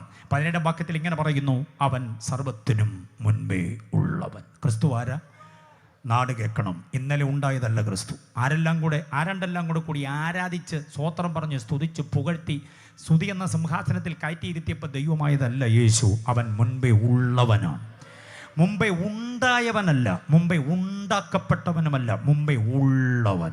ഉള്ളവൻ എന്ന് പറയണമെങ്കിൽ ഉണ്മയായവൻ എന്നാണ് എൻ്റെ അർത്ഥം. മനസ്സിലായോ? ഉണ്ടായവൻ എന്ന് പറഞ്ഞാൽ ആരംഭമായി പോയി. ആരംഭമുള്ളതിനെല്ലാം അവസാനമുണ്ട്. ഉണ്ടാക്കപ്പെട്ടവൻ എന്ന് പറഞ്ഞാലും ആരംഭമുണ്ട്, ആരംഭമായാൽ അവസാനമുണ്ട്. പക്ഷെ ഉള്ളവൻ എന്ന് പറഞ്ഞാൽ ആരംഭത്തിനതീതൻ. ആരംഭമില്ല, അവസാനമില്ല, ജനനമില്ല, മരണമില്ല, തുടക്കമില്ല, ഒടുക്കമില്ല. പച്ച മലയാളത്തിൽ പറഞ്ഞാൽ ജയന്തിയില്ല, സമാധിയില്ല. അതാണ് എൻ്റെ കർത്താവ്. അങ്ങനെയാണെങ്കിൽ ആ കർത്താവിന് കൊടുക്കാൻ പറ്റുന്നൊരു പേര് അവൻ നിത്യനാണെന്നുള്ളതാണ്. ഇന്നലെ തുടങ്ങി നാളെ ഒടുങ്ങിയതല്ല. ബെത്ലഹേമിൽ തുടങ്ങി ഗോൽഗോഥായിൽ തീർന്നതല്ല എൻ്റെ യേശു. ബെത്ലഹേമിന് മുൻപേ എൻ്റെ കർത്താവ് ഉണ്ട്. ഗോൽഗോഥായ്ക്ക് ശേഷവും എൻ്റെ യേശുവുണ്ട്. എത്ര പേർക്ക് മനസ്സിലാകുന്നുണ്ട്? ഓ ഹല്ലേലൂയ! ബെത്ലഹേമിൽ തുടങ്ങിയ ഒരു യേശുവിനെയാണ് ക്രിസ്മസ് വിളക്കും ഇവിടുത്തെ വിപണനശാലയൊക്കെ കാണിക്കുന്നതെങ്കിൽ അതിന് മുൻപേ ഉള്ള ഒരു യേശുവുമായിട്ടാണ് നമുക്ക് ബന്ധം. എത്ര പേർക്ക് ബോധ്യമാകുന്നുണ്ട്? അതിന് മുൻപേ ഉള്ളവൻ. ഹല്ലേലൂയ! സത്യദൈവത്തിൻ്റെ തിരുവവതാരമാണ് ബെത്ലഹേമിൽ നമുക്ക് കാണാൻ കഴിയുന്നത്. പക്ഷേ അതിന് മുൻപേ അവൻ മഹാദൈവമായിട്ട് തന്നെ ഉണ്ട്. സകലത്തെയും സൃഷ്ടി ചെയ്തവൻ, സകലവും അവൻ മുഖാന്തരം അവനായിട്ട് അവൻ നിമിത്തമുണ്ട് എന്നാണ് 16 വാക്യത്തിലുള്ളത്. അതുകൊണ്ട് അവൻ മുൻപേ ഉള്ളവനാണ്. 17 വാക്യത്തിൽ പറയുന്നവൻ മുൻപേ ഉള്ളവൻ. മമ്മിമാര് കേൾക്കണം, പപ്പാമാര് കേൾക്കണം. അതിനൊരു ചിന്തയാണ്. 17 വാക്യത്തിൽ 2ാം ഭാഗം, അവൻ സർവത്തിനും ആധാരമായവൻ. എത്ര പേര് വിശ്വസിക്കുന്നുണ്ട്? എല്ലാറ്റിനും ആധാരമായവൻ. പ്രസ്ഥാനത്തിൻ്റെ ആധാരം കർത്താവാ, അല്ലാതെ അമേരിക്ക എന്ന് വരുന്ന പണമല്ല. നമ്മുടെ ആധാരം, നമ്മുടെ ആരോഗ്യത്തിൻ്റെ ആധാരം കർത്താവാണ്, അല്ല നമ്മുടെ കുടുംബ ഡോക്ടർ അല്ല. എത്ര പേര് വിശ്വസിക്കുന്നുണ്ട്? നിംസിലും കിംസിലും മിംസിലും ഒക്കെ സ്ഥിരം സന്ദർശകരാകാം, കുഴപ്പമില്ല, പൊയ്ക്കൂ. പക്ഷെ നിന്റെ ആരോഗ്യം, നിന്റെ യൂട്രസിൻ്റെ, കിഡ്നിയുടെ, കരൾ വീക്കത്തിൻ്റെ, തലച്ചോറിൻ്റെ, ഹാർട്ടിൻ്റെ, വാൽവിൻ്റെ ഒക്കെ ആധാരം കർത്താവിൻ്റെ കയ്യിലാന്ന് പറഞ്ഞാൽ ഏറ്റെടുക്കാൻ എത്ര പേർക്ക് കഴിയും? Praise the Lord. ഉണ്ടാക്കുന്ന പണം മുഴുവനും ഏതെങ്കിലും ഒരു ഹോസ്പിറ്റൽ വ്യവസായിയുടെ കീശയിലേക്ക് കൊണ്ടു കൊടുക്കാതെ മുഴങ്കാലമടക്കി പ്രാർത്ഥിക്കാനിരുന്നാൽ ശത്രു നിന്റെ മുമ്പിൽ വീഴുന്ന കൂട്ടത്തിൽ രോഗബന്ധനങ്ങൾ അഴിഞ്ഞു മാറിപ്പോകാൻ ഇടയാകും. മനസ്സിലായില്ലേ? വിടുതൽ രോഗസൗഖ്യത്തിലൂടെ പ്രാപിക്കാനിടയാകണം. രോഗശാന്തി വിശ്വസിച്ച് തുടങ്ങിയതാണ് കേരളത്തിലെ പെന്തക്കോസ്ത് ചരിത്രം എന്നുള്ളത് മറന്നു പോകരുത്. അടിപ്പിണരുകളാൽ സൗഖ്യം വരുത്തിയിരിക്കുന്ന വാക്യം മാത്രം പോരാ, രോഗശയ്യയിൽ അവൻ എനിക്ക് സഹായകനാണെന്ന് പാടിയ മാത്രം പോരാ, ആ സൗഖ്യം നാം ഏറ്റെടുക്കുവാനിടയാകണം. വിശ്വസിക്കുന്നവർക്കായി ദൈവത്തെ സ്തുതിക്കുന്നു. നമ്മുടെ ആരോഗ്യത്തിൻ്റെ ആധാരം, നമ്മുടെ ആഹാരത്തിൻ്റെ ആധാരം, നമ്മുടെ കുഞ്ഞുങ്ങളുടെ ഭാവിയുടെ ആധാരം കർത്താവിൻ്റെ കയ്യിലാണ്. എത്ര പേര് വിശ്വസിക്കുന്നു? കർത്താവിനെ സത്യമായി, വിശുദ്ധമായി, വിശ്വസ്തമായി, വിശ്വാസമായി സേവിച്ചാൽ നിന്റെ തലമുറ അന്യാധീനപ്പെടത്തില്ല. വിഭാവന ചെയ്യുന്നതിനേക്കാൾ ഉന്നതമായ പദവിയിലേക്ക്, ഭാഗ്യത്തിലേക്ക്, ശുശ്രൂഷയിലേക്ക്, റെസ്പെക്റ്റീവ് പൊസിഷനിലേക്ക് കർത്താവ് ഉയർത്തിക്കൊണ്ടുവരുമെന്ന് ഞാൻ ഇന്ന് രാത്രി വേദിയിൽ നിന്ന് പറയുന്നതിന് വിശ്വാസത്തോടെ ഏറ്റെടുക്കാൻ എത്ര പേർക്ക് കഴിയും? നാളുകളായി നീ ചുമന്നു നടന്ന വേദപുസ്തകത്തെ ചുമന്നുകൊണ്ടിറങ്ങാൻ വീട്ടിലൊരു കുരുന്നില്ലെന്നോർത്ത് വേവലാതിപ്പെടേണ്ട. തലമുറകളിൽ ചിലരെ ദൈവം ഇത് ഏൽപ്പിക്കുക തന്നെ ചെയ്യും. തലമുറകളിൽ ചിലര് നിന്റെ സാമ്പത്തിക ബാധ്യത നീക്കാനായി ദൈവം എഴുന്നേൽപ്പിച്ചുകൊണ്ട് വരും. എന്നും അരാജകത്വത്തിൻ്റെ നാൾ വഴിയിലൂടെയല്ല. അവരെ വളർത്തി വലുതാക്കാൻ പാടുപെട്ടതും തൊഴിലുറപ്പിന് പോയതും വല്ലവൻ്റെയും അടിമപ്പണി ചെയ്തതൊക്കെ കർത്താവ് കണ്ടിട്ടുണ്ട്. നിന്റെ തലമുറയ്ക്ക് വേണ്ടി ദൈവം അതല്ല ഒരുക്കുന്നത്, അതിനപ്പുറത്തൊരു വിശാലമായ വഴിത്താരയുണ്ട്. എത്ര മമ്മിമാർ ഏറ്റെടുക്കും? വിശാലതയിലേക്ക് നിന്റെ തലമുറയെ കൊണ്ടുവരുവാൻ, അവരെ ഉന്നതമായ പദവിയിലേക്ക് ഉയർത്താൻ കർത്താവിന് കഴിയും. കാരണം ആധാരം കർത്താവിൻ്റെ കയ്യിലാണ്. ആധാരം എന്ന് പറഞ്ഞാൽ അടിസ്ഥാനം, അനുഗ്രഹത്തിൻ്റെ, ആരോഗ്യത്തിൻ്റെ, ആയുസിൻ്റെ, ആഹാരത്തിൻ്റെ, ശുശ്രൂഷയുടെ, ഭാവിയുടെ, പ്രസ്ഥാനത്തിൻ്റെ, ശുശ്രൂഷിക്കുന്ന സഭയുടെ ആധാരം കർത്താവിൻ്റെ കയ്യിലാണ്. അത് നാട്ടിലെ സുവിശേഷ വിരോധികളുടെ കയ്യിലല്ല, ഇവിടുത്തെ ഗവൺമെന്റിന്റെ കയ്യിലല്ല. സഭയുടെ ആധാരം കർത്താവിൻ്റെ കയ്യിലാണെന്ന് പറഞ്ഞാൽ ഏറ്റെടുത്ത് ദൈവത്തെ സ്തുതിക്കാൻ എത്ര പേർക്ക് കഴിയും? ഇങ്ങനെ താഴോട്ട് പഠിച്ചു പോയാൽ ക്രിസ്തുവിൻ്റെ മഹത്വം അതിശ്രേഷ്ഠമാണ്. ബോധ്യമായവർ കർത്താവിനെ സ്തുതിച്ചു തുടങ്ങിക്കാട്ടെ. ബുക്കും പുസ്തകവും പേനയും എല്ലാം ആ കസേരയിലേക്കൊന്ന് മാറ്റിവെച്ചിട്ട് ധൈര്യത്തോടെ ചാടിയൊന്ന് എഴുന്നേറ്റ് നിന്ന് ദൈവസന്നദ്ധയിൽ കൊയർ മുൻപോട്ട് വരുന്നു. പാട്ടിൻ്റെ ചില ശരണങ്ങൾ പാടുന്നു.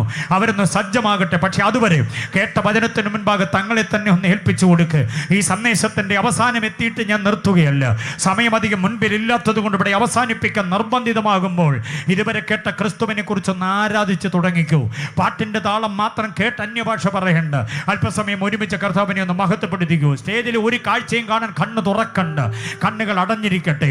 ഈ കർത്താവ് ഇത്ര മഹത്വവാനാണെങ്കിൽ ഈ യേശുവിനെ എനിക്ക് വേണം ഉപദേശി എന്ന് തീരുമാനിക്കാൻ കഴിയുന്നവരെ കരമൊന്ന് ഉയർത്തിക്കൂ. ഈ കർത്താവിനെ എനിക്ക് വേണം, ഈ കർത്താവ് എൻ്റെ കർത്താവ്, ഇനിയുള്ള ശിഷ്ടകാലം ഈ കർത്താവിന് വേണ്ടിയ അവനെ മാത്രം ആരാധിച്ച് മുന്നേറാൻ ഞാൻ ആഗ്രഹിക്കുന്നു. അന്ധകാര ശക്തിയുടെ പടപൊരുതുവാൻ ആത്മബലത്തിനായി ഞാൻ കാത്തിരിക്കുന്നു. കേട്ടോണേ, ദൈവാത്മാവ് എനിക്ക് തരുന്നൊരു നിയോഗത്തോടെ ഞാൻ ചോദിക്കട്ടെ. 2024 വന്നണയുന്നതിന് മുൻപ്, പുതുവർഷത്തിന്റെ കേക്ക് മുറിക്കുന്നതിന് മുൻപ് ചില ദിവസങ്ങൾ വേറിട്ടിരുന്ന് ഉപവസിക്കാൻ തീരുമാനമെടുക്കുന്നവർ എത്ര പേരുണ്ട്? ഈ ഒരു വർഷത്തെ എല്ലാ പോരായ്മകളും ഒന്ന് കഴുകി ഇറക്കി വെച്ച് എന്നെ ഏൽപ്പിച്ച ദൗത്യങ്ങൾ പൂർത്തീകരിക്കാൻ എനിക്ക് പറ്റിയില്ല, കർത്താവിനോട് ക്ഷമാപണം നടത്തി പുതിയ ശക്തിക്ക് വേണ്ടി ഒന്ന് താണിരിക്കാൻ ആഗ്രഹിക്കുന്നവർ, ഒരു ദിവസമോ 2 ദിവസമോ ചിലപ്പോൾ 3 ദിവസമോ അല്ല പാസ്റ്റേ, ബാക്കിയുള്ള ഒരു 7 ദിവസമെങ്കിലും ഞാൻ ദൈവസ്ഥാനത്തിൽ നിന്ന് ഉപവസിക്കാൻ ആഗ്രഹിക്കുകയാ, എനിക്ക് വേണ്ടി ഒന്ന് പ്രാർത്ഥിക്കണേ എന്ന് തീരുമാനമെടുക്കുന്നവരെ കരമൊന്ന് ഉയർത്തിക്കേ. ഹല്ലേലൂയ.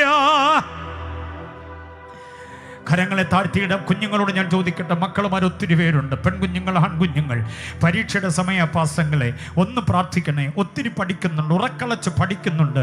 പക്ഷേ പരീക്ഷ ഹോളിലെത്തുമ്പോൾ ഒരു വിറയല, ഒരു പമ്മല, ഒരാശങ്കയ, ഒരാകുലതയാ, ചിലതൊക്കെ അങ്ങ് മറന്നു പോവുകയാ, ഓർത്തെടുക്കാൻ പറ്റുന്നില്ല. എന്തോ ഒരു പോരാട്ടം. മോളെ, നിന്റെ വിദ്യാഭ്യാസത്തിനെതിരെയുള്ള പ്രതിസന്ധിയാ. മോനെ, നിന്റെ വിദ്യാഭ്യാസത്തിൻ്റെ ഉന്നതിക്കെതിരെയുള്ള ഒരു പോരാട്ടമാണ്. നീ പഠിച്ചത് നന്നായി, പക്ഷെ അത് പ്രയോഗിക്കാൻ പറ്റുന്നില്ല. ഇന്ന് രാത്രി എനിക്ക് വേണ്ടി ഒന്ന് പ്രാർത്ഥിക്കണേ ദൈവദാസന്മാരെ എന്ന് തീരുമാനമെടുക്കുന്ന കുഞ്ഞുങ്ങളെ കരങ്ങളൊന്ന് ഉയർത്തിക്കേ. കുഞ്ഞുങ്ങൾ എത്ര പേരുണ്ട്? കരമൊന്ന് ഉയർത്തിക്കേ. മോനെ, മക്കളെ, മോളെ, ദൈവം നിന്നെ അനുഗ്രഹിക്കണം. അങ്ങ് പുറകിലൊക്കെ ഉയരുന്ന കരങ്ങൾക്കായിട്ട് സ്തോത്രം ചെയ്യുകയാണ്. കർത്താവ് ആദരിക്കട്ടെ. ഈ ദിവസങ്ങൾ നടത്തുന്ന പരീക്ഷയ്ക്ക് നീ ഒരു വിശേഷ വിധിയായി വിളങ്ങും. വിശ്വസിക്കുന്നവർ ഈ കുഞ്ഞുങ്ങൾ കരമുയർത്തിയ കുഞ്ഞുങ്ങളെ ഒന്ന് അനുഗ്രഹിച്ചുകൊണ്ട് കരം അടിച്ച് കർത്താവിനെ ഒന്ന് സ്തുതിച്ചേ. മുതിർന്നവര്, നമ്മുടെ കുഞ്ഞുങ്ങൾ ആരുമായിക്കൊള്ളട്ടെ, നമ്മുടെ കൂട്ടത്തിൽ ഇന്ന് രാത്രി യോഗത്തിനിവിടെ വന്ന കുഞ്ഞുങ്ങൾ പരീക്ഷ എന്ന് പറഞ്ഞ് വേണമെങ്കിൽ അവർക്ക് വീട്ടിലിരിക്കാമായിരുന്നു. ഇന്ന് രാത്രി അവർ ഇവിടേക്ക് വന്നത് വിശേഷമായ അനുഗ്രഹത്തോടെ മടങ്ങാന് കർത്താവിന്റെ കരം അവരുടെ മേൽ വയ്ക്കട്ടെ. പിതാവിന്റെയും പുത്രന്റെയും പരിശുദ്ധാത്മാവിന്റെ നാമത്തിൽ ഈ കുഞ്ഞുങ്ങളെ ഞങ്ങൾ ബ്ലസ് ചെയ്യുകയാണ്. ബുദ്ധിമണ്ഡലത്തെ തുറക്കണമേ, ഓർമ്മശക്തി വർദ്ധിപ്പിക്കണമേ, ജ്ഞാനം കൃപ കൊടുക്കണമേ.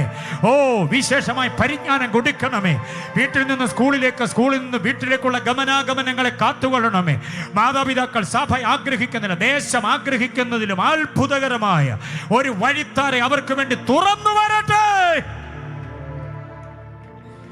ഞങ്ങളുടെ ശുശ്രൂഷക വൃന്ദങ്ങളെ അനുഗ്രഹിക്കുന്ന 2023 പ്രസംഗമല്ല അവർ ചെയ്യാൻ പോകുന്ന 2024. ഇന്ന് വരെ വായിച്ചിട്ടും ലഭിക്കപ്പെടാത്ത ചില വേദവിജ്ഞാന ചിന്തകൾ, ക്രിസ്തു പരിജ്ഞാന വിചാരങ്ങൾ, ദൈവവചനത്തിൻ്റെ ദൈവശാസ്ത്ര വീക്ഷണങ്ങൾ ദൈവം അവർക്ക് പകർന്നു കൊടുക്കാൻ പോകുന്നതിനായി സ്തോത്രം. അവരെ ബ്ലസ് ചെയ്യുന്നു. ഞങ്ങളുടെ ദേശവാസികൾ, ആത്മഹത്യയുടെ വക്കിലെത്തിയവർ, സാമ്പത്തിക കെടുതിയിലുള്ളവർ, രോഗപീഠകൾ ഉള്ളവർ, പിശാച് പടി ഇറങ്ങത്തില്ലെന്ന് പറഞ്ഞ് വാദിച്ച് കാലങ്ങളായി വീട്ടിനകത്ത് കഴിയുന്ന അന്ധകാര ശാക്തി, അവയ്ക്കൊക്കെ വേണ്ടി ഞങ്ങൾ പ്രാർത്ഥിക്കുമ്പോൾ ഇന്ന് രാത്രി പിശാചിൻ്റെ ഒരു പടിയിറക്കം ചില വീടുകളിൽ ഉണ്ടാകട്ടെ. രോഗബന്ധനങ്ങളുടെ ഒരു ഇറക്കം ഉണ്ടാകട്ടെ. ചില അവയവ വ്യവസ്ഥിതികൾ സ്വതന്ത്രമാകട്ടെ. ചില യൂട്രസിൻ്റെ ഫൈബ്രോയിഡ് ഇന്ന് രാത്രി അപ്രത്യക്ഷമാകട്ടെ. ചില ക്യാൻസറിന്റെ മുന്നേറ്റം ശമിക്കട്ടെ. ചില ട്യൂമറിന്റെ വളർച്ചയെ ഞങ്ങൾ ശാസിക്കുകയാണ്. ചില ഡയബറ്റിക്കിന്റെ പ്രതിസന്ധി കൊണ്ട് ശരീരത്തിന്റെ വേവലാതികൾ മാറിപ്പോകട്ടെ. ഞങ്ങളുടെ പെൺകുഞ്ഞുങ്ങൾ പലരും വിവാഹപ്രായം കഴിഞ്ഞിട്ടും അവര് വീട്ടിൽ ആകപ്പാടെ വല്ലാത്ത ആശങ്കയോടെ നിൽക്കുന്ന അവസ്ഥയ്ക്ക് മാറ്റമുണ്ടാകട്ടെ. ഞങ്ങളുടെ ചില വീടിന്റെ മുറ്റത്ത് വിവാഹ പന്തലുകൾ ഉയരട്ടെ. വിവാഹ പന്തലിന് പകരം മരണപ്പന്തൽ ഉയർത്തുമെന്ന് പറയുന്ന ദുഷ്ടശക്തിയുടെ താല്പര്യങ്ങൾ യേശുവിന്റെ നാമത്തിൽ ആഴിഞ്ഞു മാറട്ടെ. യേശുവിന്റെ രക്തത്താൽ ജയം, യേശുവിന്റെ രക്തത്താൽ ജയം. ഞങ്ങൾ ഈ ദിവസങ്ങൾ നിലത്ത് വീഴുന്നു കർത്താവേ. പ്രാർത്ഥനയ്ക്കായി ഞങ്ങൾ ഉപവാസത്തിനായി നിലത്ത് വീഴുകയാണ്. ഞങ്ങളുടെ മീതെ ഉയർന്നു നിൽക്കുന്ന ചില അതീശത്വ ശക്തികൾ, അന്ധകാരത്തിന്റെ അധികാരങ്ങൾ അടപടലെ തറയിൽ വീഴട്ടെ. അന്ധകാര ശക്തി കേട്ടുപൊട്ടി വീട് മറിയട്ടെ.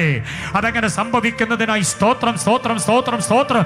ഇന്ന് രാത്രി ജനം സന്തോഷത്തോടെ മടങ്ങട്ടെ. കൃപ ചെയ്യണം. പ്രാർത്ഥന കേട്ടതുകൊണ്ട് സ്തോത്രം. ക്രിസ്തുയേശുവിൻ നാമത്തിൽ തന്നെ കരങ്ങളടിച്ച് കർത്താവിനെ ഒന്ന് സ്തുതിച്ചാട്ടെ.